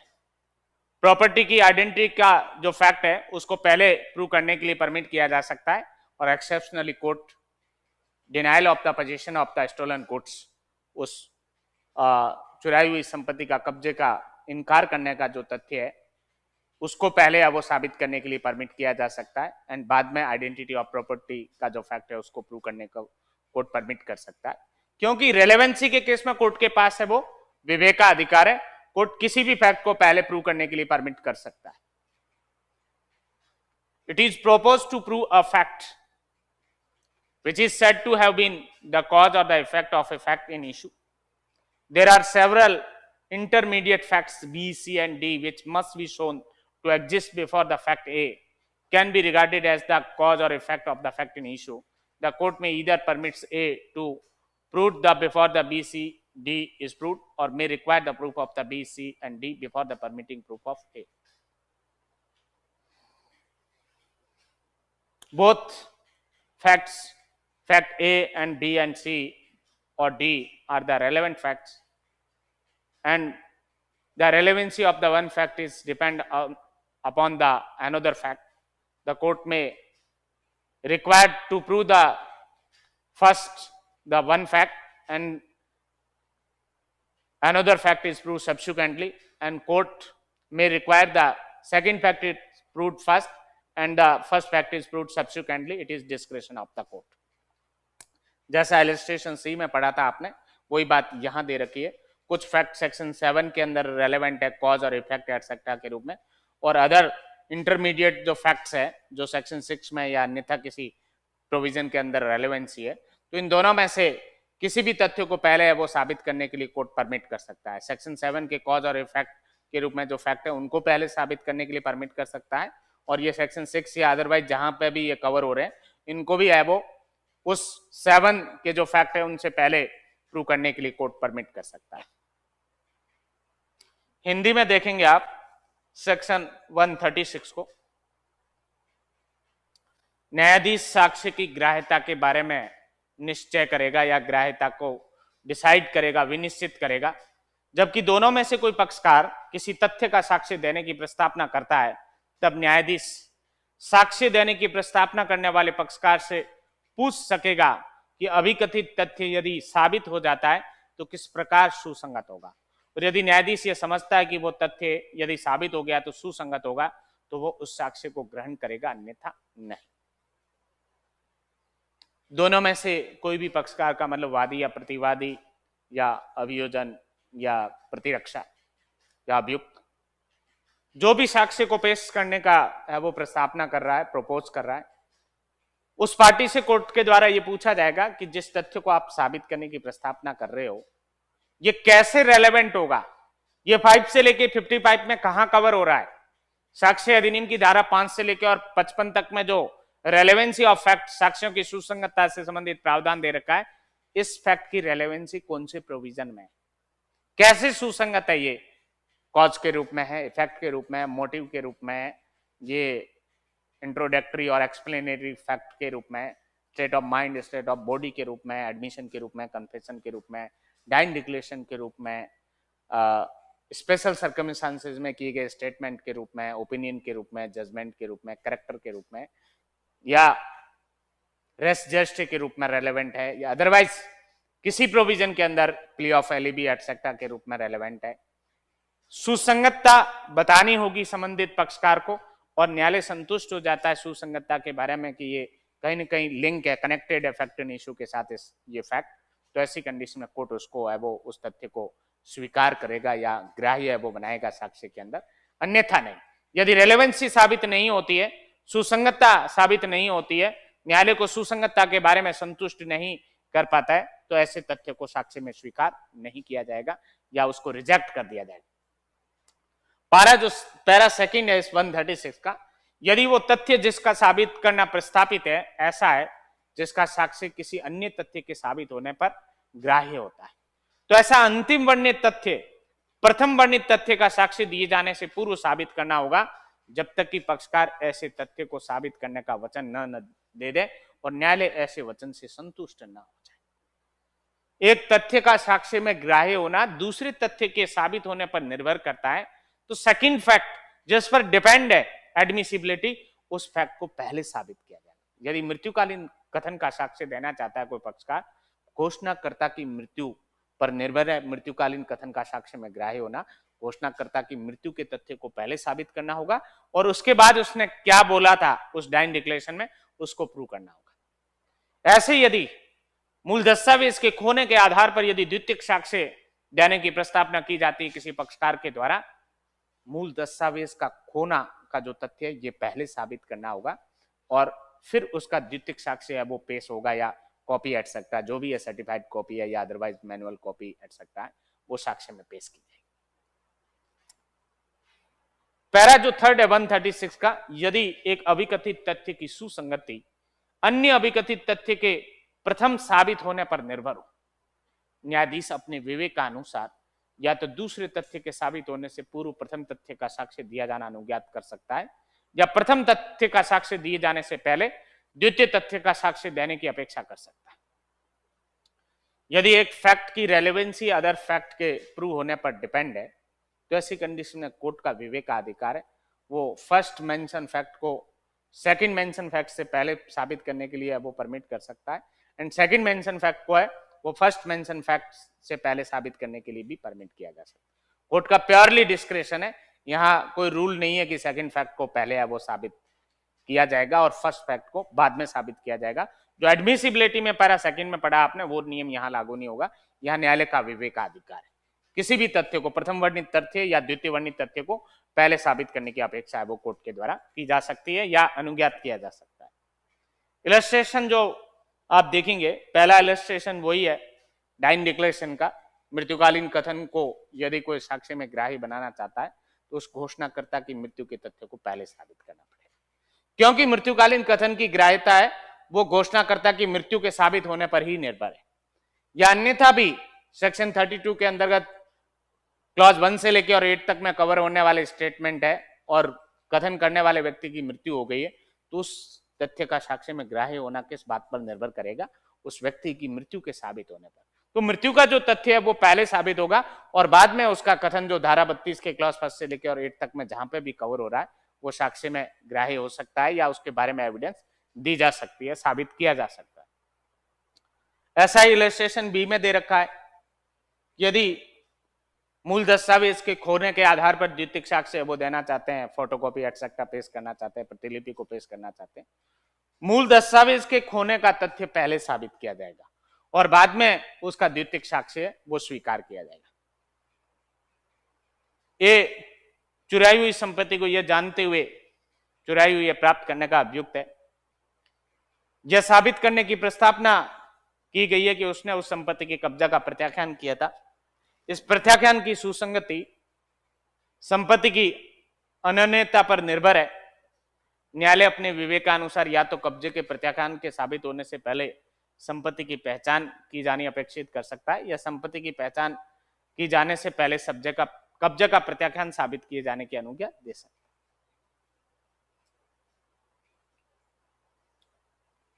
चुराई हुई संपत्ति का अभियुक्त है 411 आईपीसी एटसेट्रा का और ये प्रपोज किया जाता है डिफेंस साइड से कि उसने पोजीशन से डिनाई किया था, चुराई हुई संपत्ति उसके कब्जे में नहीं थी, ये बात बोली थी उसने। तो ऐसी कंडीशन में कोर्ट का डिस्क्रिप्शन है कि कोर्ट चाहे तो identity of the stolen property जो है उस फैक्ट को पहले साबित करने के लिए परमिट किया जा सकता है। कोर्ट चाहे डिनायल ऑफ पोजीशन का जो फैक्ट है उसको पहले साबित करने का वो अपॉर्चुनिटी दी जा सकती है। कब्जे से डिनाई किया था इसका मतलब मेंसरिया जो है मानसिक उसका जो है वो उसको चुराई हुई संपत्ति का ज्ञान नहीं था एटसेट्रा सेक्शन 14 में जो रेलेवेंसी है स्टेट ऑफ माइंड के रूप में, और दूसरा जो है आइडेंटिटी ऑफ द प्रॉपर्टी जो सेक्शन 9 के अंतर्गत है वो रेलेवेंट है। कोर्ट का डिस्क्रिप्शन है धारा 9 या 14 में से किसी भी तथ्य को पहले साबित करने के लिए परमिट कर सकता है। और लास्ट जो इलस्ट्रेशन है किसी तथ्य ए के जिसका किसी विवादक तथ्य का हेतु या परिणाम होना कथित है साबित करने की प्रस्तावना की गई है। कई मध्यांतरिक तथ्य बी, सी और डी है जिनका इससे पूर्व की तथ्य ए उस विवादक तथ्य का हेतु या परिणाम माना जा सके अस्तित्व में होना दर्शित किया जाना आवश्यक है। न्यायालय या तो बी, सी या डी के साबित किए जाने से पहले ए को साबित किए जाने की अनुज्ञा दे सकता है या ए का साबित किया जाना अनुज्ञात करने के पूर्व ए, सी और डी का साबित किया जाना अपेक्षित कर सकता है। यह भी दोनों सुसंगत तथ्य है। एक की सुसंगति जो है वो दूसरे तथ्य के साबित होने पर निर्भर है। तो ऐसी कंडीशन में कोर्ट चाहे तो जो धारा 7 में जो परिणाम और हेतु के रूप में जो सुसंगत है उनको पहले साबित करने की वो अनुज्ञा दे सकता है। कोर्ट चाहे तो जो सेक्शन 6 एटसेट्रा इंटरमीडिएट जो फैक्ट्स है उनको साबित करने की भी पहले वो अनुज्ञा दे सकता है। पैरा 3 ऑफ सेक्शन 136 के अनुसार, क्योंकि सुसंगतता के केस में जो न्यायालय का विवेक का अधिकार है वो किसी भी तथ्य को पहले साबित करने की अनुज्ञा है वो दे सकता है। साक्ष्य की ग्राह्यता न्यायाधीश द्वारा तय की जाएगी। न्यायालय साक्ष्य को पेश करने की प्रस्तावना करने वाले पक्षकार से पूछेगा यदि यह तथ्य साबित हो जाता है तो किस प्रकार सुसंगत होगा। न्यायालय को उपरोक्त समाधान हो जाने पर उस तथ्य को ग्राह्य बनाएगा। जब एक तथ्य का ग्राह्य होना दूसरे तथ्य पर निर्भर हो तो न्यायालय दूसरे तथ्य के साबित होने पर ही प्रथम तथ्य को ग्राह्य बनाएगा, परंतु पक्षकार द्वारा अंतिम वर्णित तथ्य को साबित करने का वचन देने और न्यायालय ऐसे वचन से संतुष्ट होने पर अंतिम वर्णित जो है तथ्य उसको बाद में भी साबित किया जा सकता है। जब एक तथ्य की सुसंगतता किसी अन्य तथ्य के साबित होने पर निर्भर है तो न्यायालय का विवेकाधिकार है कि प्रथम या अन्य तथ्य में से किसी को पहले साबित करने की अपेक्षा कर सकता है या अनुज्ञा दे सकता है। प्रीलिम्स में कोई क्वेश्चन 136 से भी वो आ सकता है। कौन डिसाइड करता है एडमिसिबिलिटी ऑफ फैक्ट? जज या इलस्ट्रेशन में से कुछ ए और बी वगैरह इलस्ट्रेशन में पढ़ा, इनमें से भी कुछ पूछा जा सकता है। सेक्शन 136 इंपोर्टेंट है परीक्षा की दृष्टि से। Definition of the examination and chief, cross examination and re examination. मुख्य परीक्षा, प्रति परीक्षा और पुनः परीक्षा, इनकी डेफिनेशन या परिभाषा दे रखी है सेक्शन 137 ऑफ एविडेंस एक्ट में। What is the definition of the examination in chief? The examination conducted by the party who calls the witness is called the examination in chief. साक्षी को बुलाने वाले पक्षकार द्वारा की जाने वाली परीक्षा क्या कहलाती है? मुख्य परीक्षा कहलाती है। यदि प्लेंटिफ के फेवर में कोई एविडेंस देने के लिए विटनेस आता है, प्लेंटिफ या प्लेंटिफ के एडवोकेट के द्वारा की जाने वाली परीक्षा है वो क्या होती है? मुख्य परीक्षा। चूंकि सिविल के अंतर्गत मुख्य परीक्षा शपथ पत्र पे होती है, एफिडेविट पे होती है, ऑरल नहीं होता ये examination. As per the order 18 rule 4 of the CPC, आदेश 18 जो नियम 4 है सीपीसी का, उसमें एक्सप्रेस रूप से दे रखा है कि सिविल मामलों के अंदर मुख्य परीक्षा शपथ पत्र पे होगी। वो रिटर्न में एफिडेविट पे नोट डाउन करके लाया जाएगा, वही वो चीफ के रूप में शपथ पत्र है वो स्वीकार किया जाएगा। बट क्रिमिनल के अंदर प्रोसिक्यूशन साइड से यदि कोई विटनेस एविडेंस देने के लिए आता है तो उसकी पीपी या एपीपी के द्वारा या कंप्लेनेंट के द्वारा की जाने वाली परीक्षा या कंप्लेनेंट के एडवोकेट द्वारा की जाने वाली परीक्षा क्या कहलाती है? एग्जामिनेशन इन चीफ कहलाती है। और यदि डिफेंस विटनेस के रूप में आता है, अभियुक्त के पक्ष में कोई साक्ष्य देने के लिए आता है, तो अभियुक्त या अभियुक्त के अधिवक्ता के द्वारा की जाने वाली परीक्षा क्या कहलाएगी? मुख्य परीक्षा कहलाएगी। जिस पार्टी ने कॉल किया है उस विटनेस को, उस पार्टी के द्वारा की जाने वाली परीक्षा क्या कहलाती है? मुख्य परीक्षा या एग्जामिनेशन इन चीफ कहलाती है। And cross examination, the examination conducted by the adverse party is called the cross examination. विरोधी पक्षकार के द्वारा या प्रतिपक्षी के द्वारा की जाने वाली परीक्षा क्या कहलाती है? प्रतिपरीक्षा या जिरह कहलाती है। जिरह भी कहते हैं इसको बोलचाल की भाषा के अंदर। जी रह, जय पर छोटे ही की मात्रा जिरह। और री एग्जामिनेशन, पुनः परीक्षा after cross examination, examination conducted by the calling party is called re examination. प्रति परीक्षा के बाद बुलाने वाले पक्षकार द्वारा की जाने वाली परीक्षा क्या कहलाती है? पुनः परीक्षा कहलाती है, धारा 137 की। जैसा आपने ऑलरेडी डिस्कस किया कि सिविल में एग्जामिनेशन इन चीफ है वो एफिडेविट पे होती है, और क्रिमिनल के अंदर एग्जामिनेशन इन चीफ है वो प्रोसिक्यूशन के जो विटनेस है उनके पीपी और एपीपी करवाते हैं। और जो डिफेंस में विटनेस आता है, अक्यूज के फेवर में कोई एविडेंस देने के लिए आएगा, तो उसकी मुख्य परीक्षा अभियुक्त या अभियुक्त के अधिवक्ता द्वारा की जाती है। क्रिमिनल के अंदर भी एनआई मैटर्स के अंदर जो मुख्य परीक्षा है वो एफिडेविट पे होती है। 138 के जो केसेस है एनआई में, उसमें एग्जामिनेशन इन चीफ का एफिडेविट है वो फाइल किया जाता है as per the section 145 of the NI Act. प्रक्रिया में लिखित अधिनियम 1881 की धारा 145 के अंतर्गत ऐसा प्रावधान है, परिवादी का जो साक्ष्य होगा वो शपथ पत्र पे वो पेश किया जाएगा। इंग्लिश में, हिंदी में आप देखेंगे मुख्य परीक्षा, प्रति परीक्षा और पुनः परीक्षा। किसी साक्षी की उस पक्षकार द्वारा जो उसे बुलाता है परीक्षा, उसकी मुख्य परीक्षा कहलाएगी, प्रति परीक्षा। किसी साक्षी की प्रतिपक्षी द्वारा की गई परीक्षा उसकी प्रति परीक्षा कहलाएगी। और पुनः परीक्षा, साक्षी की प्रति परीक्षा के पश्चात उसकी उस पक्षकार द्वारा जिसने उसे बुलाया है परीक्षा, उसकी पुनः परीक्षा कहलाएगी। सार रूप में ये कह सकते हैं, मुख्य परीक्षा में साक्षी को बुलाने वाले पक्षकार द्वारा की जाने वाली परीक्षा मुख्य परीक्षा कहलाती है।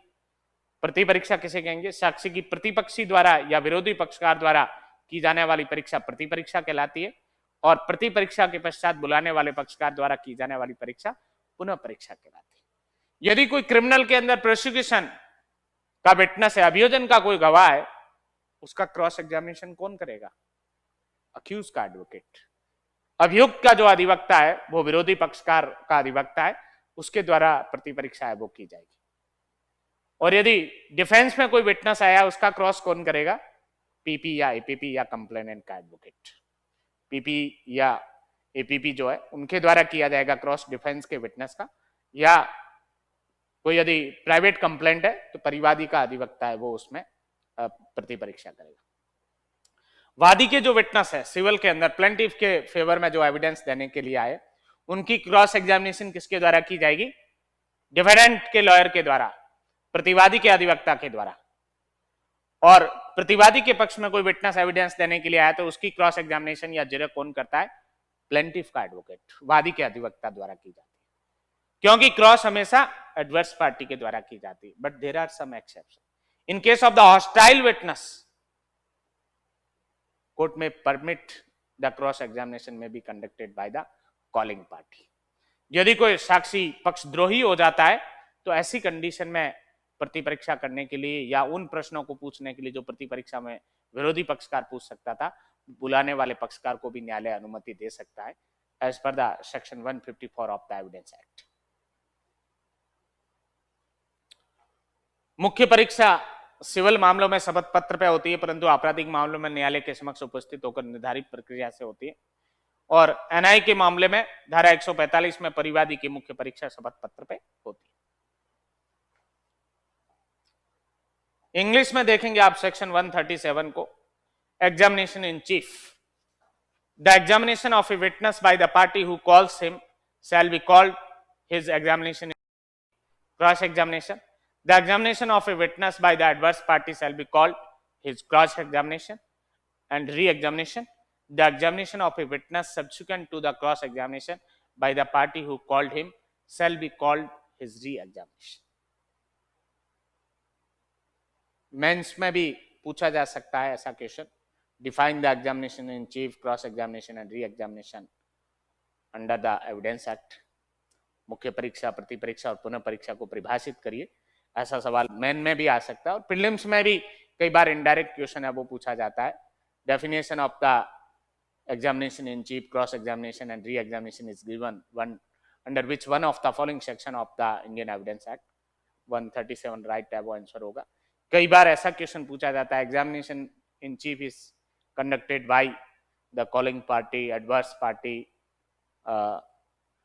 No examination in chief conducted, और भी कोई ऑप्शन हो सकता है। ऐसा क्वेश्चन क्रॉस में भी आ सकता है, री एग्जामिनेशन में भी आ सकता है। Then section 138 order of the examinations. इस पे भी प्रीलिम्स और ऑब्जेक्टिव पेपर में जो टाइटल है सेक्शन 138 का, इस पे क्वेश्चन पूछा जाता है। परीक्षाओं का क्रम, ऑर्डर ऑफ एग्जामिनेशंस, ये साक्ष्य अधिनियम की किस धारा में प्रावधानित है? Witnesses shall be the first examined in chief, then if the adverse party so desire cross examine, then if the party calling him so desire the re-examine. The examination and the cross examination, the examination means the examination in chief. The examination and the cross examination must related to the relevant facts, but the cross examination need not be confined to the facts to which the witness testified on his examination in chief. Direction of the re-examination. The re-examination shall be directed to the explanation of the matters referred to in cross-examination, and if new matter is by permission of the court introduced in the re-examination, the adverse party may further cross-examine upon that matter. What is the purpose of the cross-examination? In Kartar Singh versus State of Punjab 1994 Supreme Court explain the purpose of the cross examination. Court held that it is the jurisprudence of the law that the cross examination is an acid test of the truthfulness of the statement made by a witness on oath in examination in chief, the object of which are to destroy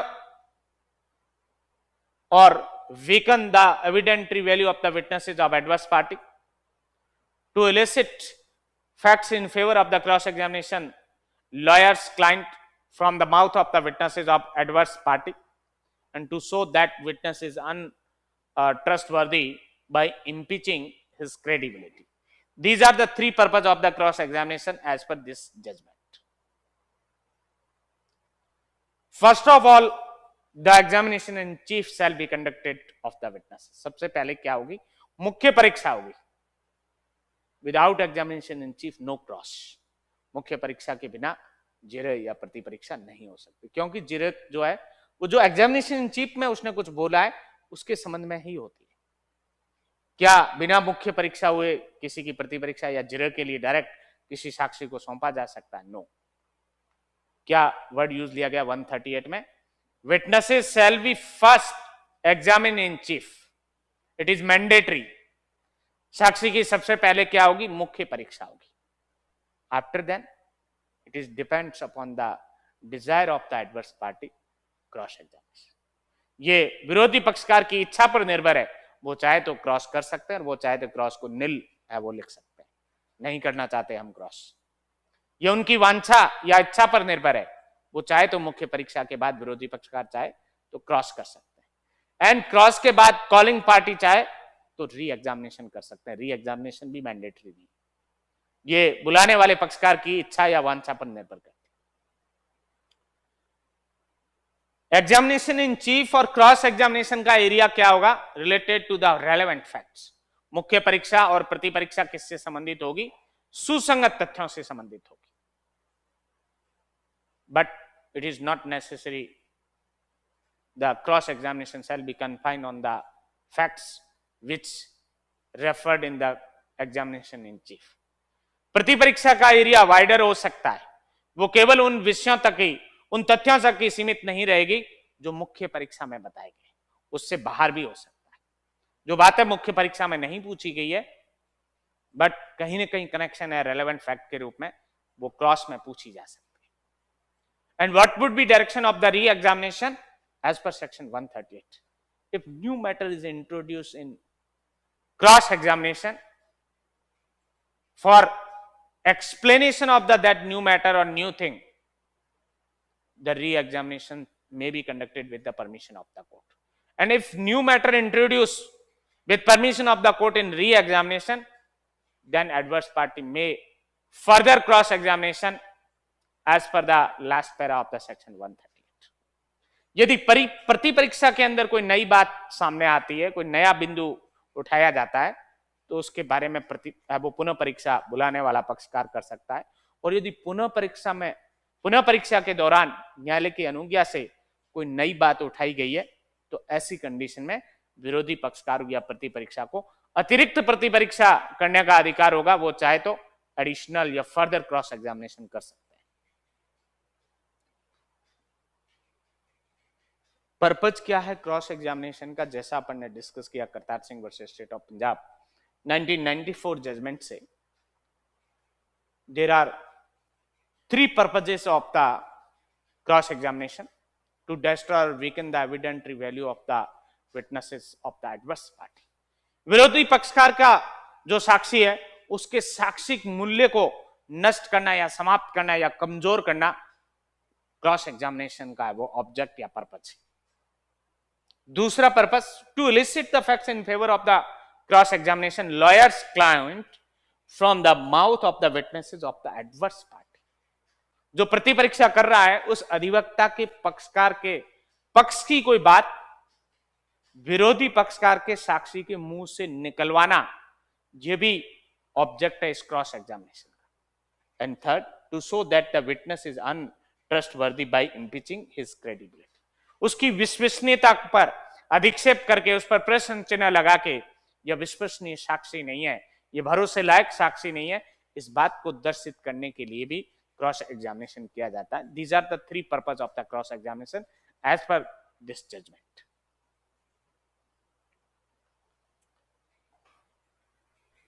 Hindi में आप देखेंगे धारा 138 को, परीक्षाओं का क्रम। साक्ष्यों से प्रथमतः मुख्य परीक्षा होगी, तत्पश्चात यदि प्रतिपक्षी चाहे तो प्रति परीक्षा होगी, और तत्पश्चात यदि बुलाने वाला पक्षकार चाहे तो पुनः परीक्षा होगी। प्रथमतः मुख्य परीक्षा होगी। सबसे पहले क्या होगी? मुख्य परीक्षा होगी। यह होना मैंडेटरी है किसी विटनेस के लिए। और उसके बाद जो है ये डिस्क्रेशन है पार्टीज का। विरोधी पक्षकार चाहे तो प्रति परीक्षा कर सकता है, और वो चाहे नहीं करना चाहता है तो उसमें लिख दिया जाएगा, अवसर दिया गया, और इन्होंने प्रति परीक्षा नहीं करना जाहिर किया, या निल NILL, इससे भी काम। उस निल का मतलब क्या है? प्रति परीक्षा करने का अवसर दिया गया और उन्होंने नहीं करना जाहिर किया। और प्रति परीक्षा के बाद जो पुनः परीक्षा, ये भी विवेक है या इच्छा है या वांछा है बुलाने वाले पक्षकार की, वो चाहे तो कर सकता है। परीक्षा का मतलब यहां मुख्य परीक्षा से, मुख्य परीक्षा और प्रति परीक्षा को सुसंगत तथ्यों से संबंधित होना होगा, किंतु प्रति परीक्षा का उन तथ्यों तक सीमित रहना आवश्यक नहीं है जिनकी साक्षी ने अपनी मुख्य परीक्षा में परिसाक्ष्य दिया। मुख्य परीक्षा के अंदर जिन तथ्यों की परिसाक्ष्य दिया है उससे बाहर जाके भी प्रति परीक्षा के दौरान कुछ चीजें पूछी जा सकती है। बट अल्टीमेटली जो है रेलेवेंट फैक्ट्स 5 से लेकर और 55 तक के जो प्रावधान है, इनसे कंसर्न जो फैक्ट है उन पे ही सवाल पूछे जाएंगे या प्रश्न पूछे जाएंगे क्रॉस। पुनः परीक्षा की दिशा क्या होगी? पुनः परीक्षा जो है उन बातों के स्पष्टीकरण के रूप में होगी जो प्रति परीक्षा में निर्दिष्ट हुई है। क्रॉस के अंदर जो नई बात कोई उद्दिष्ट हुई है उसके स्पष्टीकरण के रूप में पुनः परीक्षा होगी। और यदि पुनः परीक्षा में न्यायालय की अनुज्ञा से कोई नई बात है वो उद्दिष्ट हुई है, प्रविष्ट की गई है, तो प्रतिपक्षी उस बात के बारे में अतिरिक्त प्रति परीक्षा कर सकता है। सबसे पहले साक्ष्य की मुख्य परीक्षा होगी, मुख्य परीक्षा के बाद प्रतिपक्षी चाहे तो प्रति परीक्षा होगी, और प्रतिपक्ष परीक्षा के बाद बुलाने वाला पक्षकार चाहे तो उसकी पुनः परीक्षा होगी। मुख्य परीक्षा और प्रति परीक्षा विवादित तथ्यों और सुसंगत तथ्यों के संबंध में होगी, लेकिन प्रति परीक्षा उन बातों तक ही सीमित नहीं होगी जो मुख्य परीक्षा में पूछे गए। पुनः परीक्षा की दिशा क्या होगी? प्रति परीक्षा में निर्दिष्ट नए तथ्यों को स्पष्ट करने के लिए पुनः परीक्षा होगी। करतार सिंह बनाम state of Punjab 1994 supreme court, यह विधि का विधिक सिद्धांत है कि प्रति परीक्षा मुख्य परीक्षा में शपथ पर किए गए कथन की सत्यता का परीक्षण है। प्रतिपरीक्षा के उद्देश्य निम्नलिखित है: विरोधी पक्षकार के साक्षी के साक्षिक मूल्य को कमजोर करना या नष्ट करना और अपने मामले को मजबूती से स्थापित करना। प्रतिपक्षी के गवाह के मुख से प्रतिपरीक्षा करने वाले अधिवक्ता के पक्षकार के पक्ष की बात निकलवाना और साक्षी की विश्वसनीयता को धक्का पहुंचाकर यह दर्शाना कि वो भरोसे के लायक नहीं है। एक और जजमेंट ये विनोद कुमार बनाम स्टेट ऑफ पंजाब, इस मामले में यह अभिनिर्धारित किया कि यह आज्ञापक है कि यदि मुख्य परीक्षा साक्षी की पूर्ण हो जाती है तो प्रति परीक्षा उसी दिन पूर्ण होनी चाहिए। जिस दिन सामान्यतः क्रॉस एग्जामिनेशन इन चीफ हुआ है उसी दिन क्रॉस है वो हो जाना चाहिए, ऐसा या वो सुप्रीम कोर्ट ने वो इस तरीके का जजमेंट के अंदर बताया है। बट कई बार यदि एग्जामिनेशन इन चीफ में वो कोर्ट का टाइम कंप्लीट हो जाता है तो जिरह के लिए एक्सेप्शनली डेट भी है वो दी जा सकती है, और ये अधिकारी पे डिपेंड करता है, वो चाहे तो जो कोर्ट का टाइम खत्म होने के बाद भी बैठ सकते हैं और जिरह उसी दिन कंप्लीट कर सकते हैं। मैं समझता हूं आज के लिए इतना ही काफी है।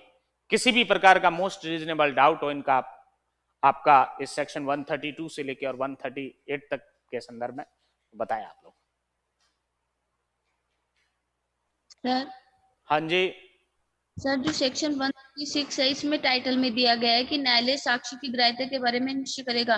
तो सर अगर ऑप्शन में न्यायालय या न्यायाधीश दोनों वर्ड आते हैं तो फिर न्यायाधीश को प्रेफरेंस दी जाएगी। ठीक है। सर एक बार सेक्शन 130 बता दीजिए। 130? Yes sir. 130 बहुत सिंपल सी बात कहता है कि साहब 3 डॉक्यूमेंट्स है वो ऑर्डिनरी विटनेस के पेश करने के लिए उसको कंपेल नहीं किया जा सकता। उसकी खुद की प्रॉपर्टी के जो डॉक्यूमेंट है, ऐसा कोई डॉक्यूमेंट है जिसके बेसिस पे वो प्रॉपर्टी को मोर्टगेज या प्लेजी के रूप में होल्ड कर रहा है, उस डॉक्यूमेंट को प्रोड्यूस करने के लिए कंपेल नहीं किया जा सकता।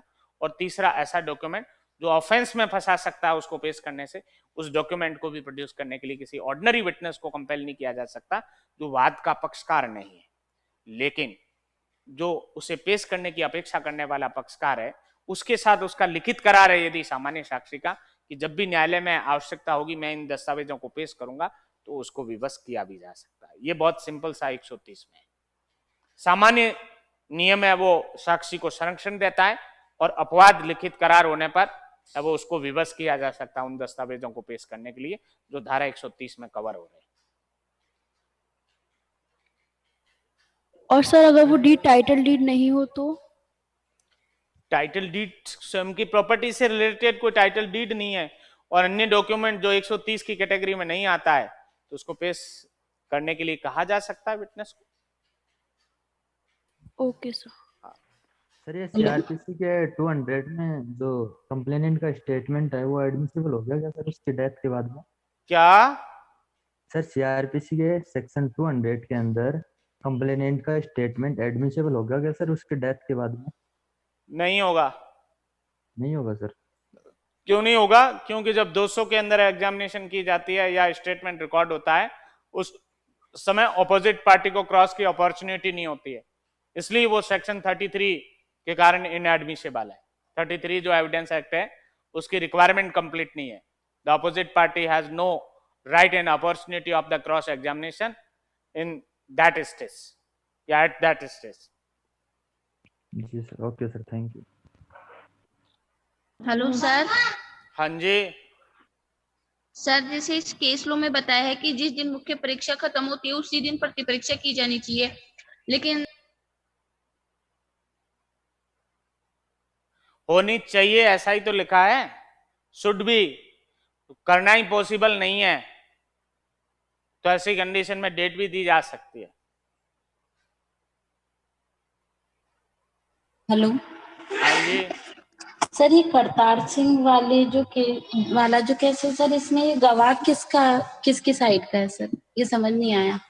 किसी भी साइड का हो सकता है ये, वादी नहीं के सर, जैसे प्रतिपक्षी के गवाह के मुख से प्रति परीक्षा करने वाले अधिवक्ता के पक्षकार की बात को निकलना। भाई जैसे डिफेंडेंट का एडवोकेट कर रहा है क्रॉस, तो वो डिफेंडेंट के फेवर की बात निकलवाएगा प्लेंटिफ के वो विटनेस से। अच्छा सर, हाँ सर, मैं इसको प्रति परीक्षा, सॉरी।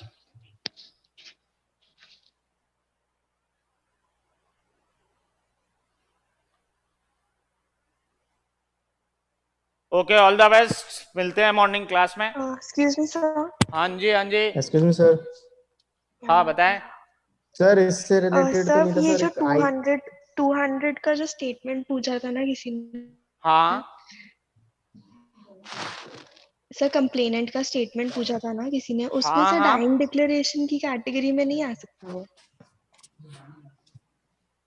ये बात तो थी नहीं उसमें, जो उसने सवाल पूछा था उसमें उसने सिंपल सी बात कही कि परिवादी ने कथन किया था कोर्ट के सामने 200 सीआरपीसी के अंदर, और उसके बाद उसकी मृत्यु हो गई विचारण से पहले, क्या उस स्टेटमेंट को एविडेंस के रूप में यूज कर सकते हैं?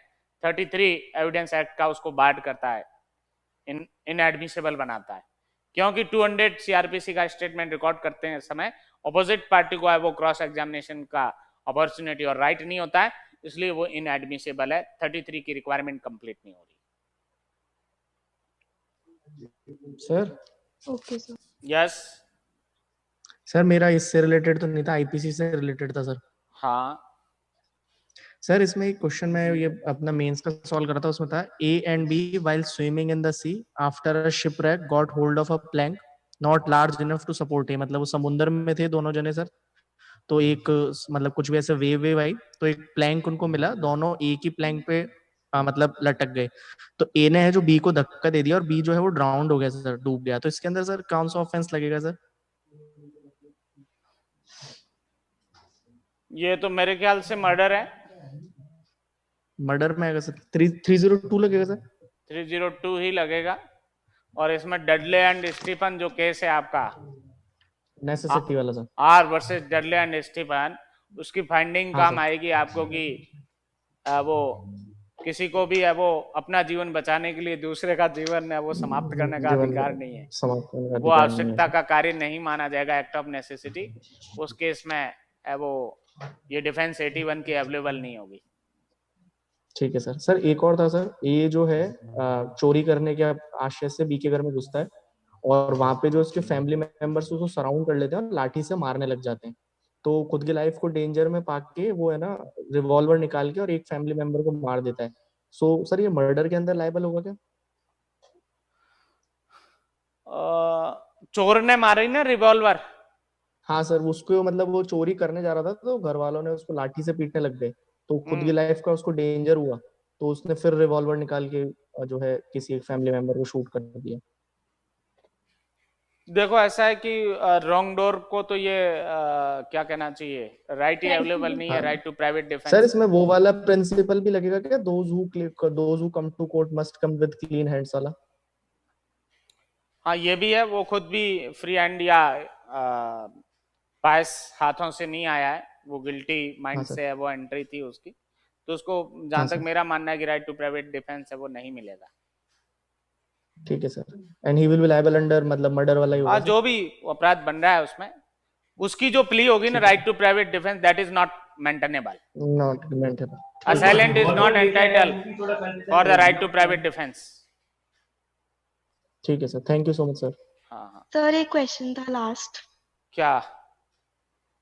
सर एक ये क्वेश्चन था कि एक लड़की मेडिकल शॉप में जाके पॉइजन मांगती है हाँ। और पॉइजन की जगह उसको शुगर या कुछ दे देते हैं कोई बात नहीं। और वो चाय में मिला के पिला भी देती है जो विक्टिम होता है उसको।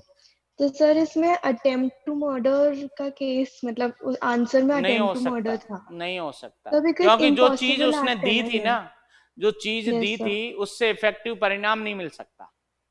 Yes sir. उससे वो अपेक्षित परिणाम नहीं मिल सकता, इसलिए ये अटेम्प्ट टू मर्डर में कवर नहीं होगा।